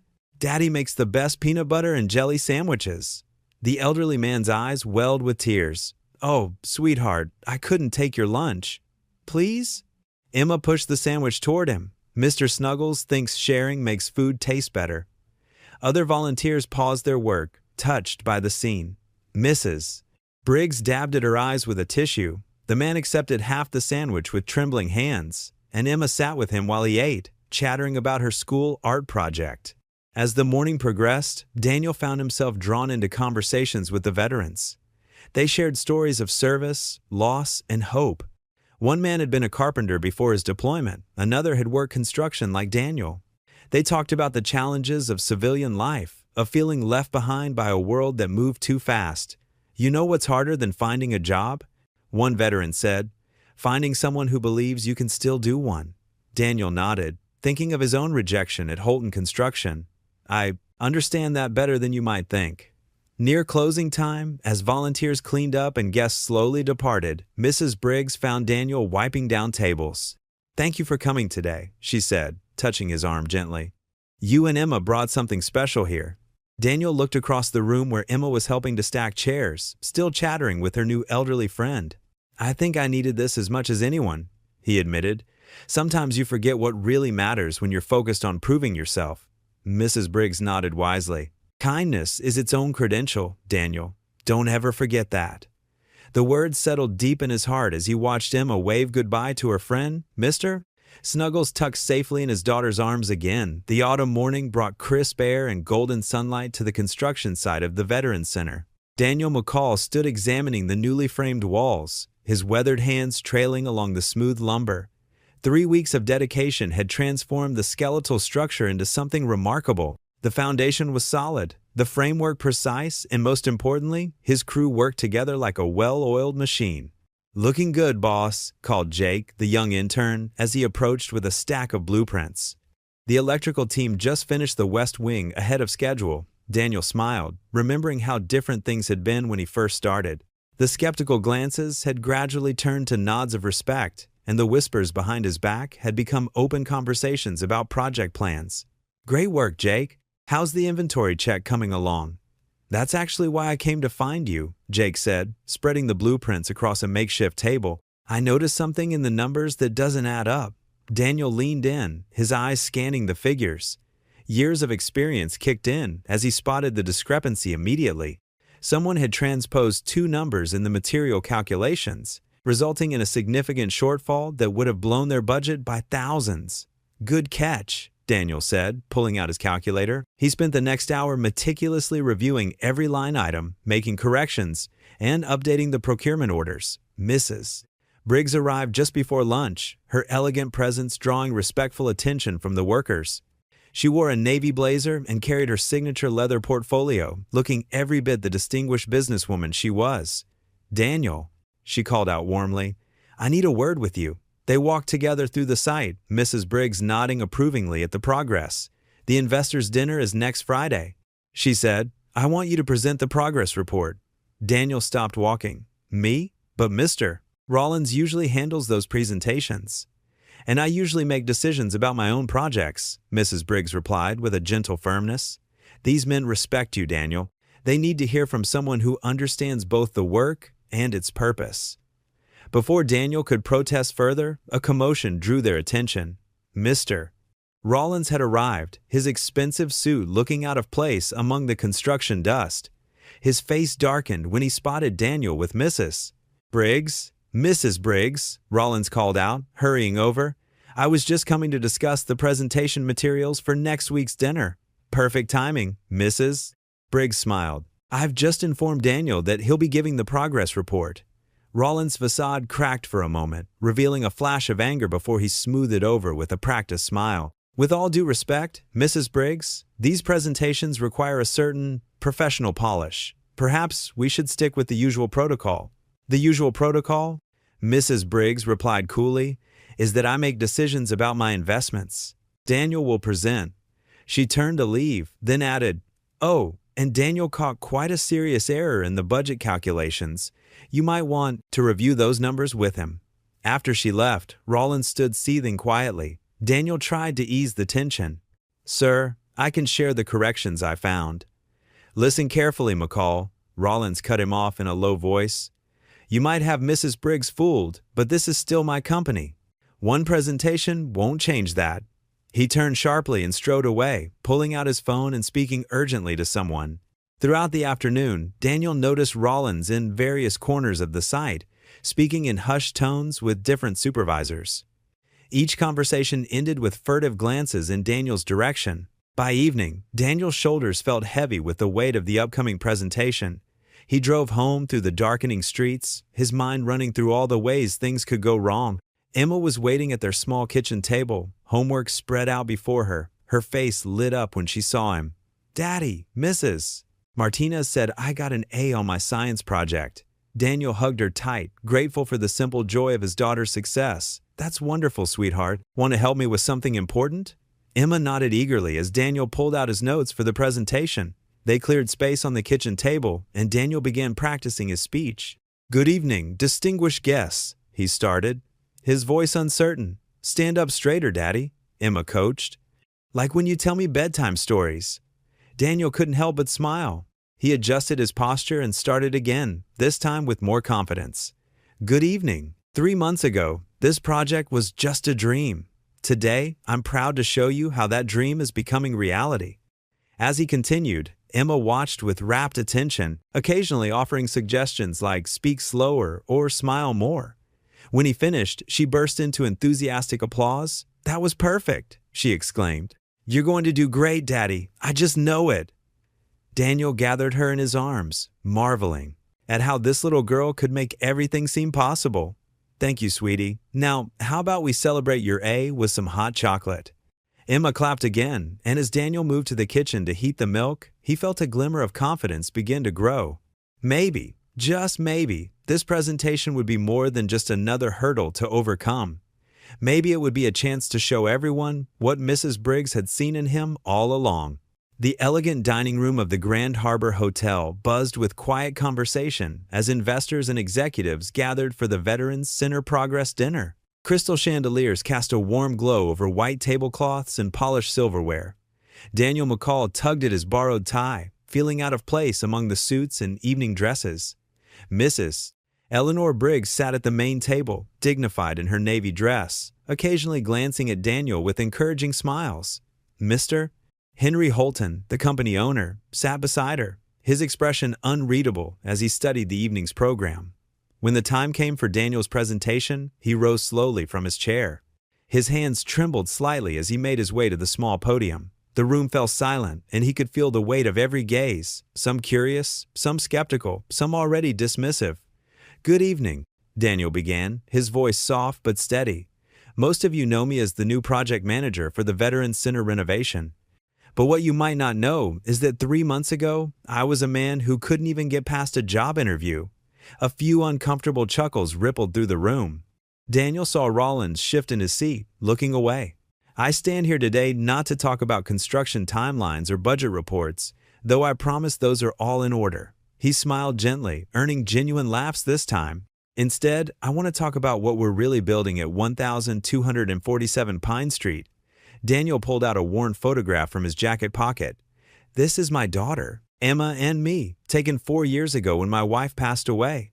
We were broken then, not just grieving, but lost. Like many of the veterans I've met through Mrs. Briggs's foundation, we needed more than just a roof over our heads. We needed hope." The room grew still. Even the servers paused their movements, caught by the quiet sincerity in Daniel's voice. "At the Veterans Center, we're not just raising walls and installing windows. We're creating a space where broken spirits can heal. Every beam we place is a promise of support. Every door we hang opens to new possibilities. Every window we install lets in the light of hope." Daniel shared stories of the veterans he'd met while working on the site. The former Marine who stopped by daily to watch the progress, finally finding the courage to ask about housing assistance. The elderly Vietnam veteran who brought coffee to the crew just to feel part of something again. The young Afghanistan veteran who now helped with basic carpentry, discovering a new purpose in building rather than destroying. "These men and women gave everything for our country," Daniel continued, his voice growing stronger. "They don't need our pity, they need our respect, our understanding, and most importantly, our action. This center isn't charity, it's an investment in human dignity." He glanced at Mrs. Briggs, whose eyes shone with tears. "Someone very wise recently told me that kindness is its own credential. I've learned that it's also its own foundation. When we build with compassion, we create something stronger than concrete and steel. We create community." Daniel took a deep breath, looking directly at Mr. Holton now. "The project is currently 3 days ahead of schedule and 5% under budget. But our real success won't be measured in dollars or deadlines. It will be measured in the lives transformed within these walls we're raising." As Daniel concluded his presentation, the room erupted in genuine applause. Mr. Holton stood first, followed by the entire audience. Through the crowd, Daniel caught glimpses of different faces. Rollins looking thoughtful, the young intern Jake beaming proudly, and Mrs. Briggs dabbing her eyes with a handkerchief. During the dessert course, various investors approached Daniel, asking questions not about construction, but about the veterans' programs. Mr. Holton himself came over, his usual businesslike demeanor softened. "McCall?" he said, extending his hand. That was unexpected, and exactly what this company needed to hear. Later, as the evening wound down, Mrs. Briggs found Daniel near the coat check. She reached for his hand, her grip surprisingly strong for someone so frail. "You're exactly who I believed you were," she whispered, her eyes bright with pride and something deeper, like recognition of a kindred spirit. Daniel drove home through the quiet streets, his heart feeling lighter than it had in years. The borrowed tie lay on the passenger seat, and his speech notes were crumpled in his pocket, but none of that mattered. For the first time since losing his wife, he felt truly seen, not as a charity case or a widower or a failed professional, but as himself. When he reached their small apartment, he found Emma asleep on the couch, her math homework spread across her lap and her reading glasses askew. Daniel gently removed the glasses and gathered the papers, smiling at her peaceful face. She had waited up for him, just as she always did. He carried her to bed, tucking her in with the tenderness that came from years of being both mother and father. Emma stirred slightly. "Did you tell them about the angels, Daddy?" she murmured sleepily. "What angels, sweetheart?" "The ones that help you build houses for people who need them," she said, already drifting back to sleep. Daniel stood in her doorway, watching his daughter sleep, his heart so full it almost hurt. The moonlight streaming through her window cast a soft glow on her face, reminding him of her mother. For the first time in years, that memory brought more comfort than pain. The late afternoon sun painted long shadows across the Veterans Center construction site. Daniel McCall's old pickup truck rumbled to a stop in front of the nearly completed building, its red brick facade warm and welcoming in the golden light. 8-year-old Emma bounced in her seat, pigtails swaying with excitement. "Can I really go inside today, Daddy?" she asked, pressing her small hands against the window. Daniel smiled, his heart swelling with pride. "Sure can, sweetheart, but remember what I told you. Stay close and be careful." Emma finished, already reaching for her seatbelt. They stepped out into the mild evening air. The site was still active, with workers finishing up their day's tasks. The sound of hammering echoed from somewhere inside, mixed with good-natured chatter and classic rock playing from a distant radio. "Mr. McCall!" Jake, the young intern, jogged over with a bright yellow hard hat in his hands. "Look what we got for the site mascot." He knelt down to Emma's level and presented her with a child-sized hard hat, complete with her name written across the front in careful black letters. Emma's eyes widened as she accepted the gift. "It's just like Daddy's." She immediately put it on, beaming up at them both. "The guys all pitched in," Jake explained, straightening up. "We figured since you're here so much with your dad after school, you should have proper gear too." Daniel's throat tightened with emotion. Just 2 months ago, these same workers had viewed him with suspicion and doubt. Now, this simple gesture spoke volumes about how far they'd come. "Thank you, Jake. That means a lot." Daniel managed, placing a hand on Emma's shoulder. They walked through the main entrance, where fresh paint gleamed on the walls. The reception area was taking shape, with newly installed windows letting in streams of natural light.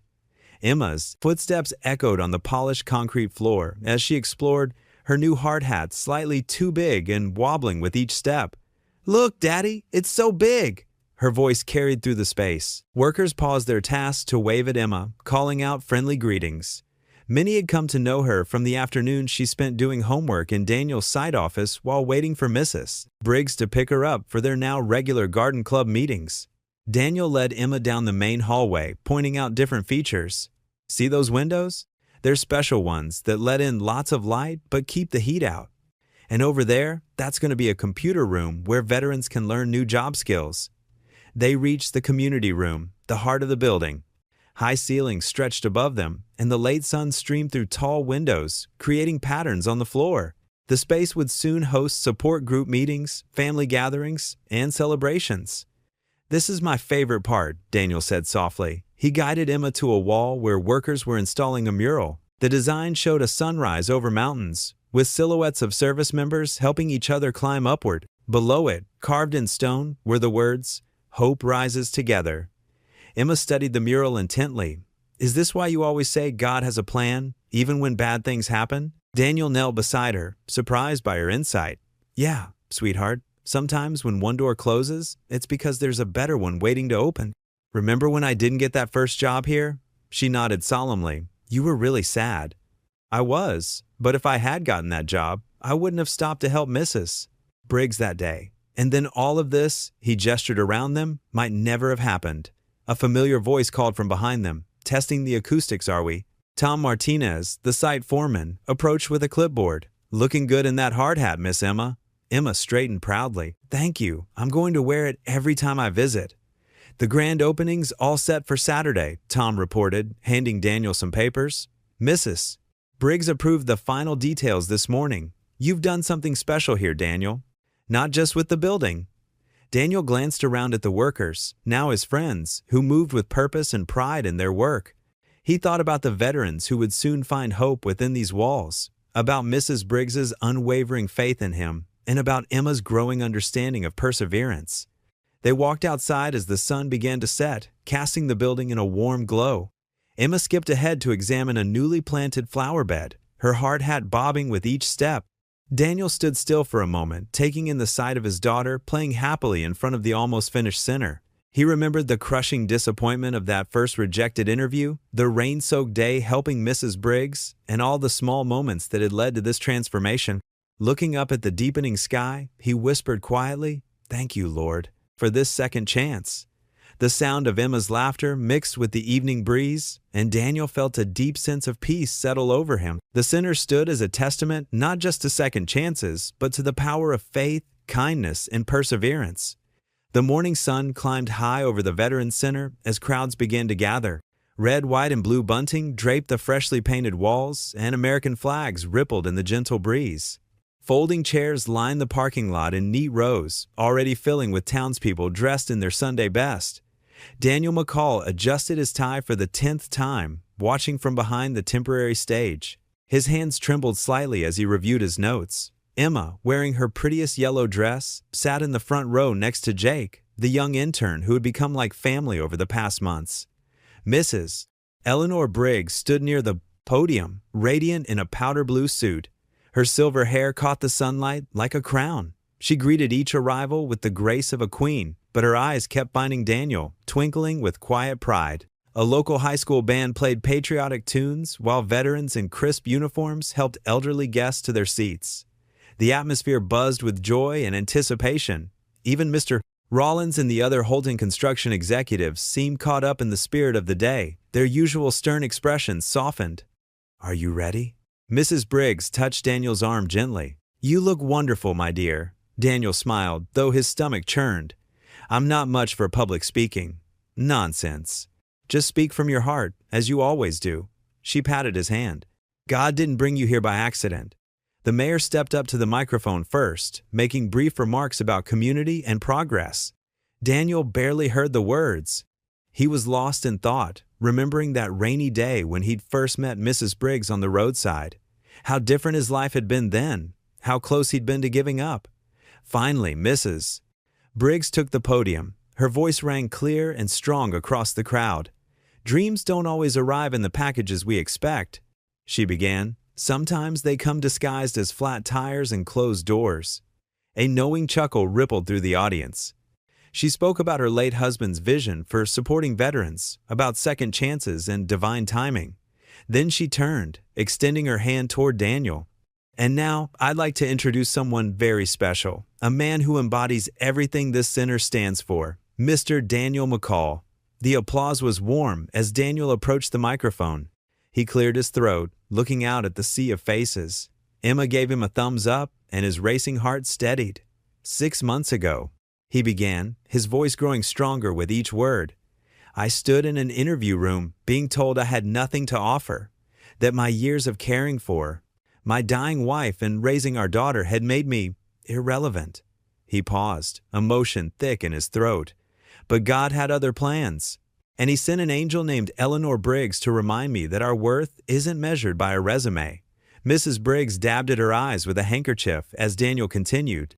The crowd leaned forward, caught up in his story of redemption and hope. He spoke about the veterans he'd met, about Emma's lessons in kindness, about the power of believing in people when the world has forgotten them. This center, he gestured to the building behind him, isn't just brick and mortar. It's proof that second chances are real, that faith and perseverance still matter, that sometimes our greatest setbacks lead us exactly where we're meant to be. Applause erupted. Mrs. Briggs stepped forward to stand beside him, beaming with joy. But as the clapping reached its peak, something changed in her expression. Her face went ashen, and her hand flew to her chest. "Eleanor?" Daniel reached for her just as her knees buckled. The applause turned to gasps. Mrs. Briggs collapsed against him, her breathing shallow and labored. Daniel lowered her gently to the ground, cradling her head. "Someone call an ambulance," he shouted. The crowd erupted in chaos. Emma tried to run forward, but Jake held her back, covering her eyes. "Stay with me, Eleanor," Daniel pleaded, clutching her cold hand. Her lips moved, but no sound came out. Somewhere in the distance, sirens wailed. The next hours passed in a blur of emergency rooms and beeping monitors. Daniel sat beside Mrs. Briggs's hospital bed, holding her fragile hand, while Emma dozed in a chair nearby. The sunset painted the sterile room in shades of orange and pink. Mrs. Briggs's eyes fluttered open. Her voice was barely a whisper. "Daniel, I'm here." He leaned closer. With trembling fingers, she pressed an envelope into his palm. "You were meant to finish what I began." Her grip tightened briefly, then went slack. The heart monitor's steady beep turned into a single, piercing tone. Daniel's world stopped as nurses rushed in, pushing him aside. Emma woke with a start, tears already streaming down her face as if she somehow knew. Through the chaos, Daniel stared at the envelope in his hand, Mrs. Briggs's final words echoing in his ears. Outside the window, the last rays of sunset faded to darkness, marking the end of a day that had begun with such promise and joy. The flat tone of the monitor filled the room, drowning out everything else except the sound of Emma's quiet sobs. The morning light crept through Daniel McCall's kitchen window, casting long shadows across the worn linoleum floor. His coffee sat untouched, growing cold in the chipped mug Emma had painted for him last Father's Day. The white envelope from Mrs. Briggs lay on the table, its corners slightly bent from being clutched so tightly in his hands at the hospital. Daniel stared at his name, written in Mrs. Briggs's elegant handwriting, unable to bring himself to break the seal. The events of yesterday played over and over in his mind. The pride in her eyes during his speech, her sudden collapse, the final whispered words that echoed in his heart. The kitchen clock ticked loudly in the heavy silence. Emma's soft footsteps padded down the hallway. She appeared in her pink pajamas, her brown hair tousled from sleep, her eyes, still puffy from crying last night, fixed on the envelope. "Daddy?" she said quietly, moving closer to where he sat. "Mrs. Briggs wanted you to read it. She told me so last week." Daniel looked up, surprised. "She talked to you about this?" Emma nodded, climbing onto the chair next to him. "She said she had a special letter for you, but it was a secret." She touched the envelope's edge with gentle fingers. "She said it was full of hope, like the garden we were planning." Daniel's throat tightened. He remembered how Mrs. Briggs and Emma had spent hours discussing their plans to create a memorial garden behind the Veterans Center, drawing pictures of where each flower should go. "I miss her already," Emma whispered, leaning against his arm. Daniel wrapped an arm around his daughter's shoulders, drawing strength from her presence. With his free hand, he finally picked up the envelope. The paper made a soft tearing sound as he opened it, his fingers trembling slightly. Inside was a letter, several pages long, and another smaller envelope. He unfolded the pages, recognizing Mrs. Briggs's distinctive penmanship. "My dear Daniel, if you're reading this, then God has called me home. Please don't mourn too deeply. I've lived a full life, blessed beyond measure, especially in these last months, knowing you and precious Emma. When you stopped to help me that rainy day, I saw something rare, a man of true character whose worth couldn't be measured by a resume or bank account. You reminded me so much of my Robert, the same quiet strength, the same unfailing kindness. I need to confess something. I didn't just happen to choose Holton Construction for the Veterans Center. I investigated them after they rejected you, and I made sure they won the bid precisely because I wanted to teach them and you an important lesson about worth and second chances. You see, Daniel, I was once like them. After Robert died, I became bitter, judging people by their status rather than their hearts. But God humbled me through my own failures, teaching me that true wealth lies in character, not credentials. I'm leaving you more than just this letter. The second envelope contains legal documents naming you as the new director of the Robert Briggs Veterans Foundation. The board has already approved this decision. The foundation's resources, including a modest endowment, will allow you to draw a fair salary while continuing our work full-time. This isn't charity, Daniel. It's investment in character. You understand what our veterans need because you share their values: honor, sacrifice, and unwavering faith despite life's hardships. More importantly, you see people as God sees them, not by their past failures, but by their present worth and future potential. The Veterans Center is just the beginning. I've left plans for expansion, including that garden Emma so beautifully designed. But how you proceed is up to you now. Trust your instincts, Daniel. They've never failed you. Take care of our veterans. Take care of yourself and Emma. And remember, God's no is often just a yes waiting to bloom. With love and faith, Eleanor Briggs. Daniel's vision blurred as tears spilled onto the paper. Emma wrapped her small arms around his neck, and he pulled her close, his shoulders shaking with quiet sobs. "It's okay, Daddy," she whispered, patting his back just as he had done for her countless times. "Mrs. Briggs is with Mommy now. They're both watching over us." Through his tears, Daniel gazed out the kitchen window at the morning sun, illuminating the half-finished garden behind the Veterans Center. The foundation sign caught the light, its fresh paint gleaming with promise. "I'll finish it, Eleanor," he whispered, holding Emma close. "I promise." The morning light seemed to brighten, as if in response to his words, casting a warm glow across the garden's empty beds, waiting to be filled with new life, new purpose, and the perennial blooms of hope.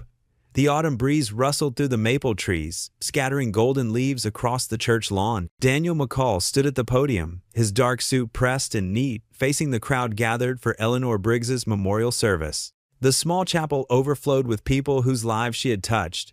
Veterans in their uniforms, local business owners, and families from the community. Sunlight filtered through stained glass windows, casting rainbow patterns across the wooden pews.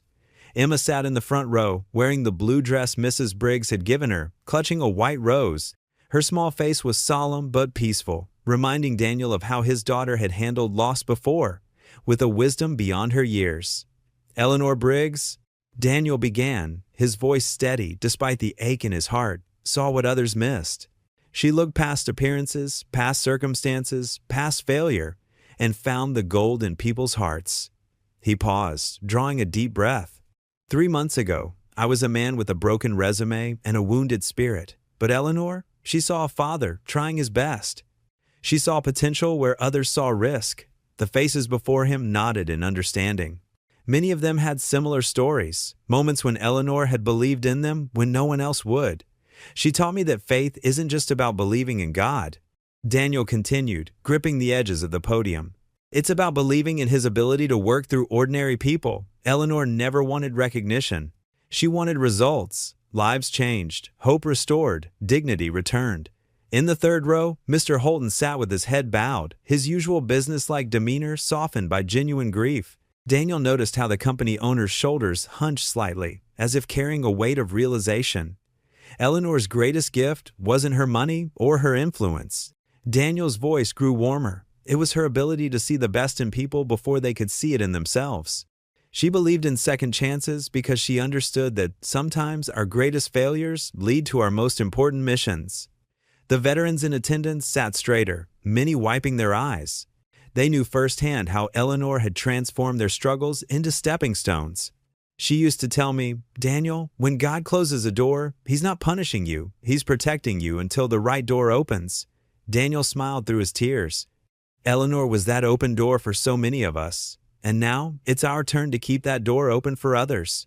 After the eulogy, people filed forward to place flowers near Eleanor's photograph, a recent one where she stood smiling in front of the Veterans Center, her eyes bright with purpose. The image captured her essence perfectly, elegant, determined, and full of grace. Mr. Holton approached Daniel during the reception, his usual confidence tempered by humility. "McCall," he said quietly, extending his hand, "I've been doing a lot of thinking since Eleanor." He cleared his throat. "The company wants to continue supporting the nonprofit, full backing, whatever you need." Daniel studied the man's face, seeing genuine remorse mixed with determination. "This isn't about business anymore, is it, sir?" "No," Holton admitted, glancing around at the gathering. "Eleanor showed me what real leadership looks like. It's not about profit margins or risk assessment. It's about seeing potential and having the courage to invest in it." They stood in comfortable silence, watching as Emma helped serve coffee to elderly veterans, her small face serious with responsibility. Daniel thought about how Eleanor would have loved seeing this. People from different worlds coming together, walls of prejudice crumbling. "I'd be honored to accept your support, Mr. Holton," Daniel finally said. "But on one condition, we do this Eleanor's way.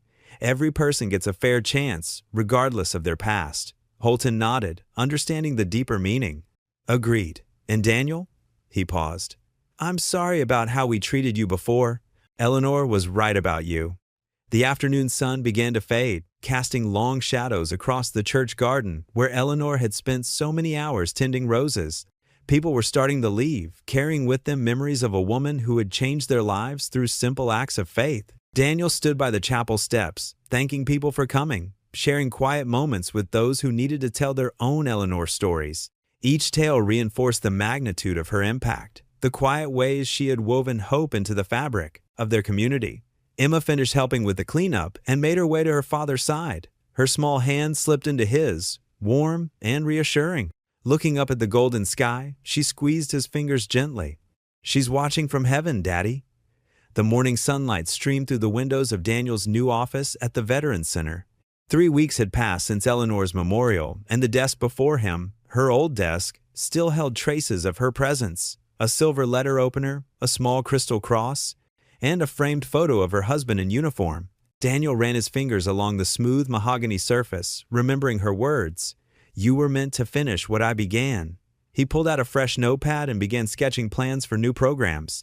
The Veterans Center had good bones, but Eleanor's vision had always been bigger than just a building. She'd wanted a place where broken spirits could heal, where second chances weren't just dreams, but daily realities. The door creaked open, and Jake Turner poked his head in. The young intern had traded his construction hat for business casual attire, though his enthusiastic energy remained unchanged. "Morning, Mr. McCall. I've got those employment statistics you asked for." Daniel gestured to the chair across from him. "Thanks, Jake. And please, it's just Daniel." He accepted the folder, noting Jake's careful organization, a skill that had made him invaluable these past weeks. As they reviewed the numbers, Daniel's heart grew heavy. Too many veterans struggling to find work, too many single parents choosing between childcare and job training. The problem seemed overwhelming, but Eleanor had taught him that every solution started with one simple step. "What if?" Daniel said, tapping his pen against the desk. "We converted the East Wing into a training center, computer labs, interview prep rooms, childcare space, while parents attend workshops." Jake's eyes lit up. "I could help set up the digital infrastructure. My college roommate works in IT. He'd probably volunteer his time." Daniel smiled, remembering how Eleanor had always said connections were God's way of weaving communities together. "Make the call." Over the next few days, the center hummed with new energy. Daniel worked late into the evenings, coordinating with local businesses for job placement programs. He arranged partnerships with daycare centers, negotiating reduced rates for single parents, attending career training. Each small victory felt like a tribute to Eleanor's memory. One Tuesday morning, Emma arrived after school, her backpack full of flower seeds. "Daddy, can we plant these in the courtyard?" "Mrs. Briggs always said gardens make sad hearts happy." Daniel paused his paperwork, struck by his daughter's simple wisdom. "That's a wonderful idea, sweetheart." They spent the afternoon digging in the rich soil of the courtyard. Other volunteers joined them, veterans who knew their way around landscaping, mothers whose children played nearby, Jake with his sleeve rolled up despite his office clothes. Someone brought lemonade. Another person arrived with more plants from their home garden. "What should we call it?" Emma asked, patting soil around a young rose bush. "Mrs. Briggs' garden." Several voices answered at once. Daniel felt tears prick his eyes as he watched the community Eleanor had dreamed of taking shape before him. The programs grew steadily. Jake proved himself invaluable, modernizing their systems and creating a user-friendly website where veterans could access resources. He had a natural talent for connecting with younger veterans, understanding their struggles to transition back to civilian life.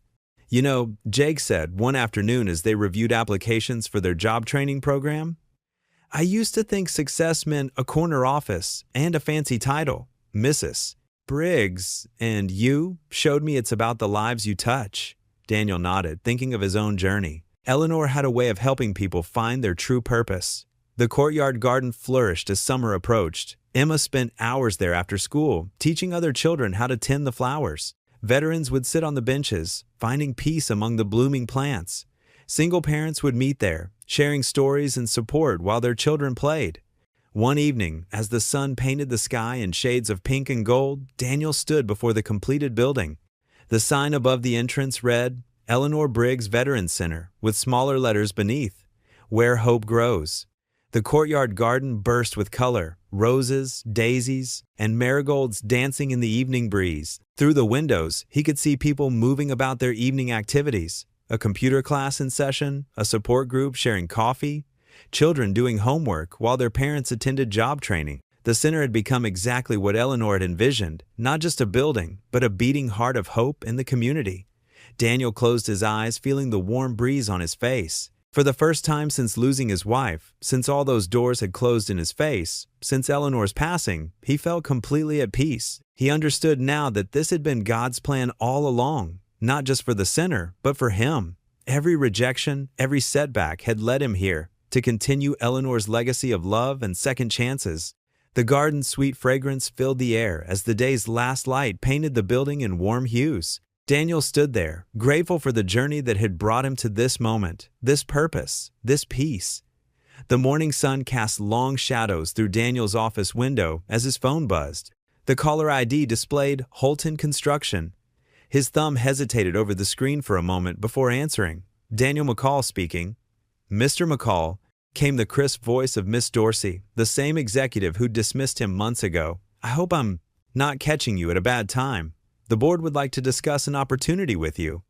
Daniel leaned back in his chair, glancing at Eleanor's photo on his desk. "I'm listening." "We've been impressed with your work on the Veterans Center project. Mr. Holton himself has authorized me to offer you the position of Senior Project Manager. Full benefits, company car, and double your current salary." She paused, then added, "We'd like to make things right." Through the window, Daniel watched a group of veterans tending to Emma's garden. One man, who'd arrived 3 weeks ago, unable to meet anyone's eyes, was now showing a newcomer how to prune roses. The sight warmed his heart. "I appreciate the offer, Miss Dorsey. Truly, but I've found my calling here. Mr. McCall, Daniel, please consider this carefully. This is a rare opportunity." "I'm considering it carefully," he said, his voice gentle but firm. "The work we're doing here, it's not just about buildings anymore. We're helping people rebuild their lives."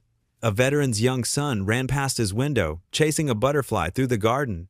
The boy's father, who'd found work through their job placement program last week, watched from a bench with a peaceful smile. "I understand your commitment to charity," Miss Dorsey pressed, "but surely you could do more good with the resources our position would provide?" Daniel stood, walking to the window. Someone very wise once told me that the best experience is compassion." She was right. The people here don't need another construction manager. They need someone who understands their struggles, who's walked through dark valleys and found light on the other side. After a moment of silence, Miss Dorsey's tone softened. "You've changed, Mr. McCall."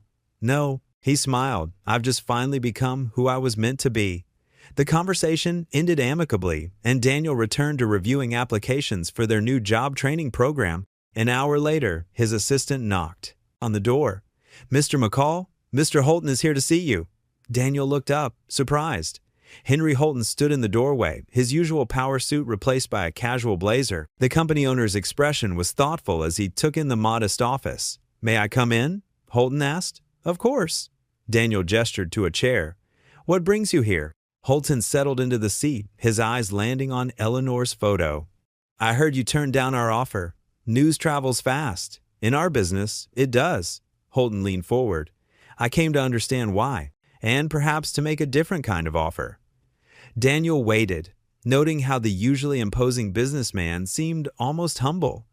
"We have surplus materials from our latest project," Holton continued. "High-grade stuff, lumber, drywall, fixtures. Rather than warehouse it, I thought perhaps your programs could put it to better use." That's very generous. It's practical, Holton said, but his eyes softened.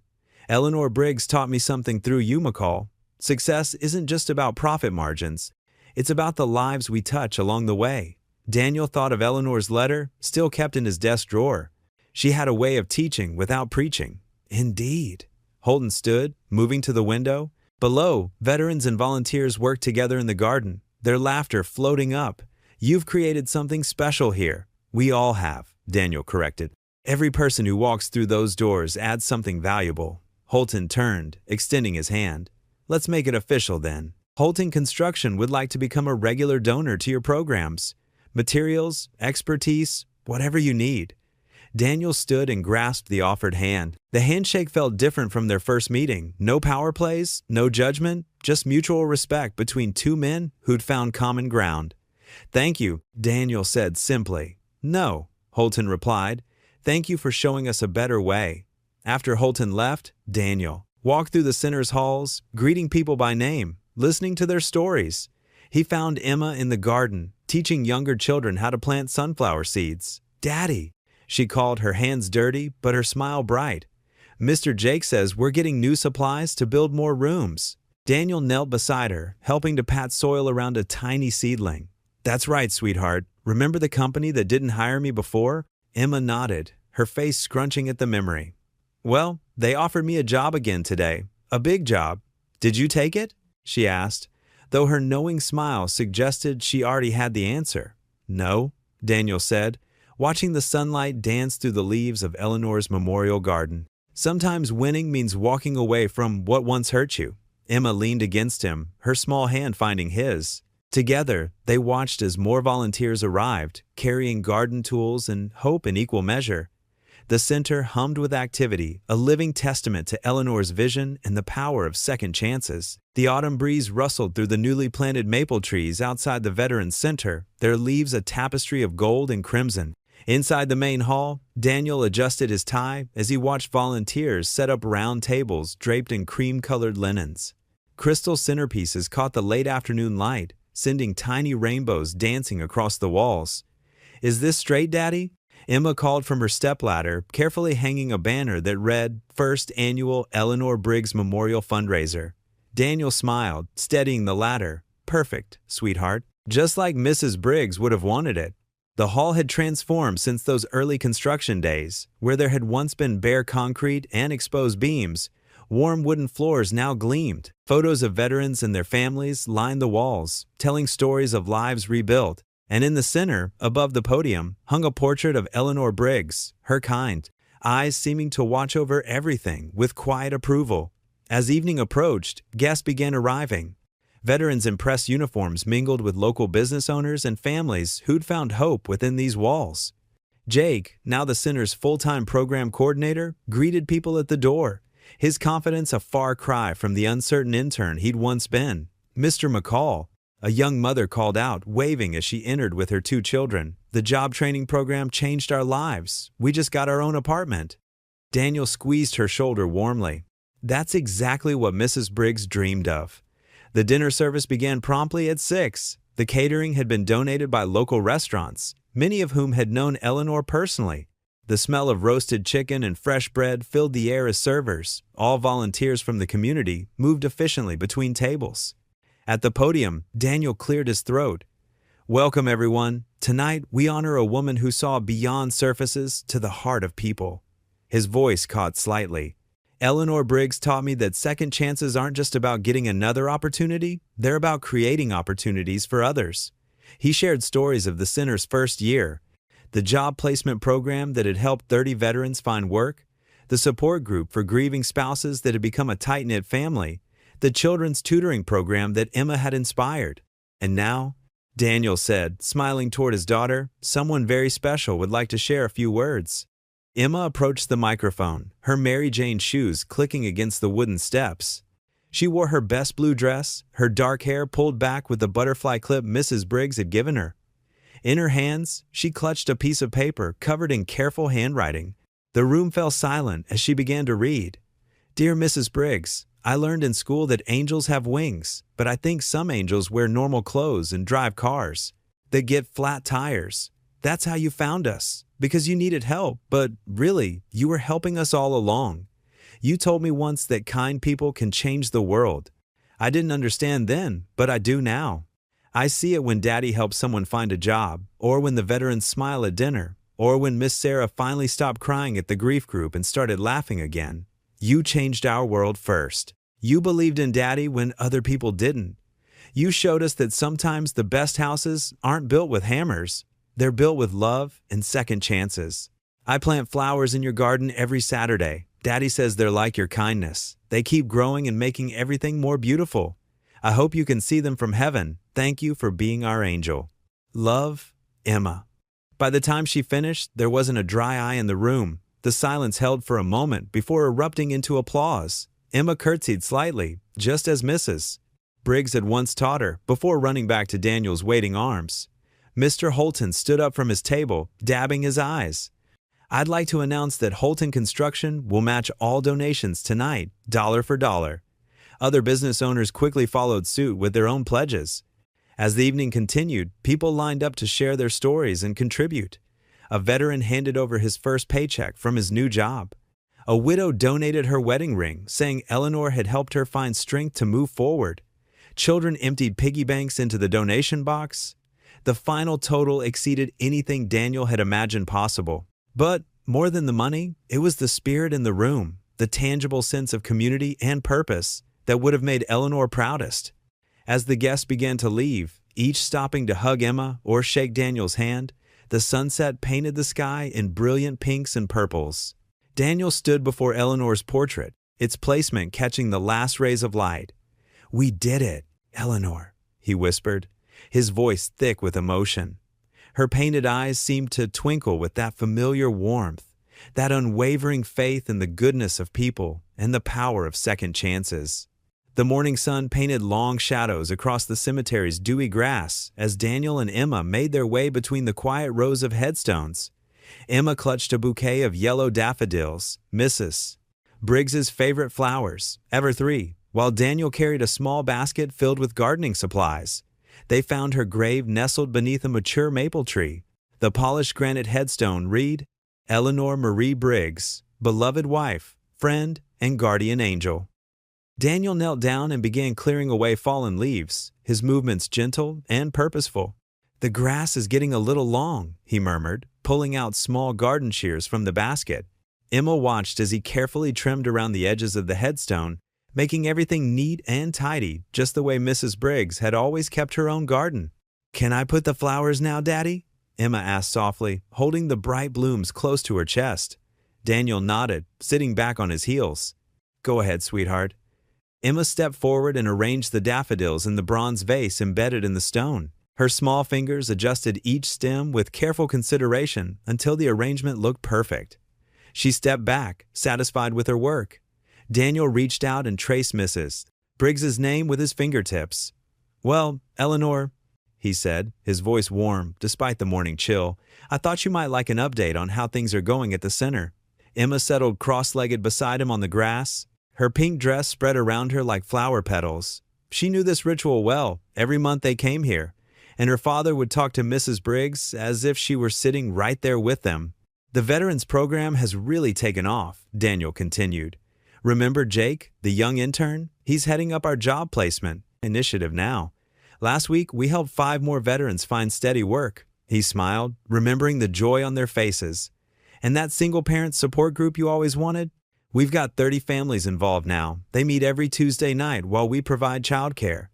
A gentle breeze stirred the daffodils, making them dance in the morning light. Daniel's eyes grew misty as he continued. "The garden courtyard is beautiful. You should see it. Emma here has become quite the little gardener. She's got your touch with the roses." Emma beamed with pride. "I water them every day, Mrs. Briggs," she chimed in. "And I talk to them too, just like you taught me." Daniel wrapped an arm around his daughter's shoulders. "The community center is always full now. We've got art classes for kids, computer training for seniors, and that cooking program you suggested. It's become so popular we had to start a waiting list." He paused, swallowing past the lump in his throat. "Sometimes I still can't believe how everything turned out. That flat tire that day, it wasn't just a coincidence, was it? You saw something in me that I couldn't see in myself anymore. Emma reached into her little backpack and pulled out her beloved stuffed angel, the one Mrs. Briggs had given her during one of their tea parties. The small white plush toy was well loved, its wings slightly crooked from countless hugs. "Daddy," she said solemnly, "I want to leave Angel here with Mrs. Briggs." She placed the stuffed toy carefully at the base of the headstone, "so she won't be lonely." Daniel felt tears welling up in his eyes. "Are you sure, sweetheart? You love that angel?" Emma nodded firmly. "Mrs. Briggs gave her to me when I was sad. Now she can keep her company." She patted the toy's head gently. "And anyway, Daddy, we're her angels now, aren't we? Helping people just like she did?" Daniel pulled Emma close, his heart overflowing with love and gratitude. "Yes, baby. Yes, we are." He looked at the headstone through tear-filled eyes. "Thank you, Eleanor, for everything. For seeing past my failures to what could be. For giving me back my purpose. For showing Emma and me that sometimes the biggest blessings come disguised as setbacks." The morning sun had risen higher now, warming their backs as they sat in comfortable silence. A butterfly, bright yellow like the daffodils, fluttered past and landed briefly on Mrs. Briggs's headstone before dancing away on the breeze. "Time to go, sweetheart," Daniel said finally, gathering their gardening supplies. He stood and helped Emma to her feet, brushing grass from her dress. Emma blew a kiss toward the grave. "Bye, Mrs. Briggs. We'll come back soon." Daniel took his daughter's small hand in his, feeling its warmth and trust. Together they walked back along the winding path, their shadows stretching out behind them in the morning sunlight. The dew had dried now, and the grass sparkled like diamonds under the clear blue sky. As they made their way through the peaceful cemetery, Daniel felt a profound sense of peace settle over him. Each step took them forward into a future that, while different from what he'd once imagined, was filled with purpose and meaning, a legacy of kindness that would continue to grow and touch countless lives, just as Mrs. Briggs had intended. Daniel sat at his desk in the Veterans Center, sorting through the morning mail. Most were donations and thank you notes, but one letter caught his eye, a plain white envelope with slightly messy handwriting. He opened it carefully, unfolding 3 pages of handwritten words. "Dear Mr. McCall," the letter began, "my name is Thomas Weber. I'm a single father of 2 young boys, and I'm at the end of my rope. I lost my construction job 6 months ago when the company downsized. Since then, I've been turned down everywhere because of the gap in my work history." Daniel's hands trembled slightly as he read. The words could have been his own from just a year ago. He continued reading about Thomas's struggle to keep his apartment, his boys' disappointment when he couldn't afford their school activities, and his growing desperation. Emma poked her head into his office, her backpack slung over one shoulder. "Ready for lunch, Daddy?" "Just a minute, sweetheart." Daniel reached for his phone and dialed the number at the bottom of the letter. It rang 4 times before a tired voice answered. "Mr. Weber? This is Daniel McCall from the Eleanor Briggs Veterans Center. I got your letter this morning. Could you come in today?" There was a pause on the other end. "Really?" Yes, sir. I can be there in an hour." "Perfect. Bring your boys if they're with you." Emma helped Daniel straighten up the meeting room, arranging cookies on a plate and filling water glasses. When Thomas arrived, Daniel immediately recognized the look in his eyes, that mixture of hope and defeat he used to see in his own mirror. Thomas Weber was in his mid-30s, wearing a clean but worn button-down shirt. His 2 boys, around 6 and 8, stuck close to his sides, quiet and watchful, just like Emma used to be. "Please, sit down." Daniel gestured to the comfortable chairs. "Boys, Emma can show you our recreation room if you'd like. We have some pretty cool games in there." The boys looked up at their father, who nodded. Emma led them out, already chatting about the new ping-pong table. Once they were alone, Daniel leaned forward. "Tell me your story, Thomas, the whole thing." For the next hour, Thomas shared his journey. He'd worked construction for 12 years until the company's sudden downsizing. His wife had left 3 years earlier, leaving him to raise the boys alone. Each rejection letter had chipped away at his confidence until he could barely face another interview. "I saw the article about this place in the paper," Thomas explained, his voice rough, "about how you help people get back on their feet. I know I'm not a veteran, but..." Daniel held up his hand. "We expanded our mission months ago. Single parents are absolutely part of who we serve." He pulled out a folder. "I have a proposition for you." Thomas straightened in his chair. "We're starting a new training program for our maintenance team. full-time position, benefits included. It's not high-end construction, but it's honest work with room to grow. Would you be interested? Yes, absolutely. Thomas's eyes grew wet. But why would you take a chance on me when no one else will? Daniel smiled softly, remembering Mrs. Briggs's words. Because sometimes the best experience is compassion. Someone took a chance on me once, when I was sitting right where you are. Over the next few weeks, Daniel watched Thomas flourish. He arrived early each morning, learned quickly, and treated everyone with respect. His boys started attending the center's after-school program, where Emma took them under her wing. One afternoon, Daniel found Thomas teaching Jake, the young intern, how to properly repair drywall. His confidence had returned, along with his smile. Emma watched from the doorway of Daniel's office as he mentored Thomas through a project plan. "Daddy," she whispered when Thomas left, "you're just like Mrs. Briggs now. You see the good in people before they see it in themselves." Daniel pulled his daughter close, remembering that rainy day when he'd changed a tire for a stranger.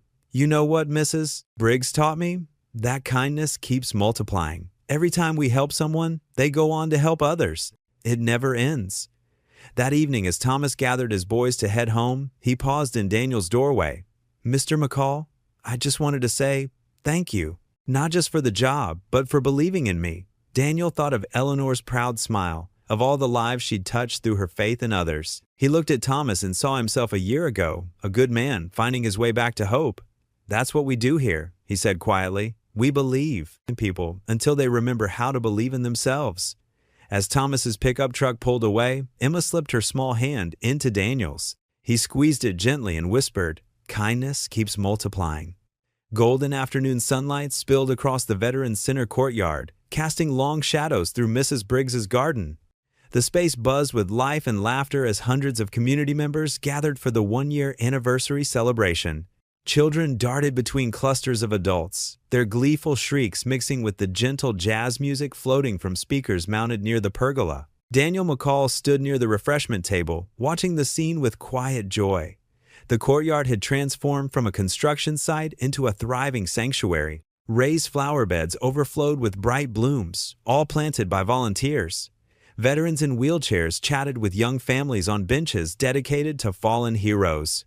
Near the fountain, Jake led a group of kids in making paper airplanes.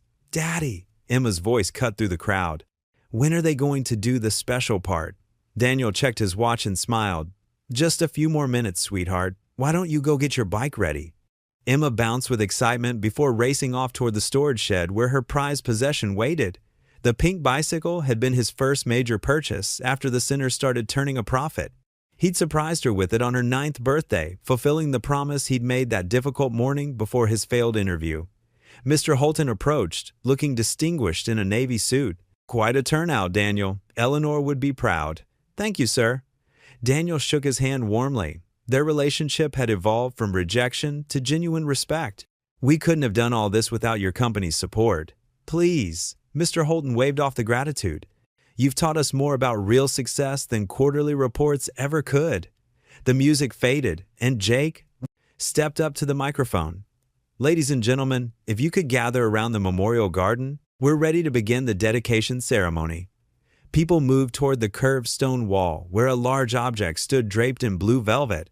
Daniel's heart quickened as he took his place at the podium. Emma wheeled her bike to the front row, practically vibrating with anticipation. "1 year ago," Daniel began, his voice steady and warm, "this place was just an empty lot and a dream in Eleanor Briggs's heart. She saw potential where others saw problems. She believed in second chances when others saw only risk." He paused, letting his gaze drift over familiar faces, veterans who'd found housing through their programs, single parents who'd received job training, children who spent afternoons in their after-school center. "Many of you know my story. I came here first as a desperate father, rejected and doubting. But Mrs. Briggs showed me that sometimes our greatest disappointments lead us to our true purpose. She taught me that faith isn't about getting what we want. It's about trusting that something better awaits if we keep our hearts open."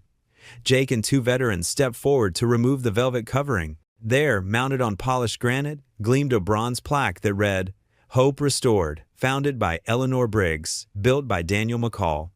Applause erupted through the crowd. Emma beamed from her pink bicycle, her hands clapping enthusiastically above her head. This plaque, Daniel continued when the noise settled, honors not just two names, but every person who believes in the power of second chances, every volunteer who gives their time, every donor who shares our vision, every person who walks through these doors seeking help and stays to help others. He stepped away from the podium and moved closer to the plaque, running his fingers over the raised letters of Eleanor's name. Mrs. Briggs used to say that kindness was its own credential. She believed that. Every rejection was just God's way of redirecting us to where we needed to be. Emma chose that moment to pedal her bike in a perfect circle around the garden path, her yellow dress fluttering behind her like sunshine given form. The crowd chuckled warmly at her impromptu demonstration of joy. "Look at this place now," Daniel gestured to the thriving center around them. What started as one woman's compassion for a stranger has grown into a community of hope. We've housed 57 veterans, helped 32 families find stability, and created a safe haven for countless children. The setting sun painted the sky in brilliant oranges and pinks, its light catching the bronze plaque and making it glow like a beacon. Daniel felt tears prick at his eyes, but he didn't try to hide them. So today, we celebrate not just what we've built, but what we've learned. That purpose often comes disguised as disappointment. That closed doors sometimes lead to open hearts. And most importantly, he paused as Emma completed another loop on her bike, waving to everyone that promises kept build bridges of trust that can transform lives. The crowd rose in a standing ovation. Jake distributed champagne flutes filled with sparkling cider for a toast. As the sun dipped lower toward the horizon, casting long golden fingers through the garden Eleanor had dreamed into being, Daniel stepped away from the crowd. He found a quiet spot near the memorial wall, where Eleanor's favorite roses climbed toward the sky. Emma parked her bike and joined him, slipping her small hand into his. Together, they watched the sunset paint the clouds in brilliant hues. Daniel squeezed his daughter's hand and spoke softly, his words meant for both heaven and earth. Sometimes God's no is just a bigger yes waiting to bloom. The sky blazed with color, a celestial celebration of promises fulfilled and faith rewarded. As evening settled over the place where hope had truly been restored, what would you do if you were in their place? Comment your answer below and let's see how you'd rewrite the ending. If you enjoyed the story of Daniel McCall, I handpicked the next story that you will enjoy. Please don't miss this one. Click here to watch it.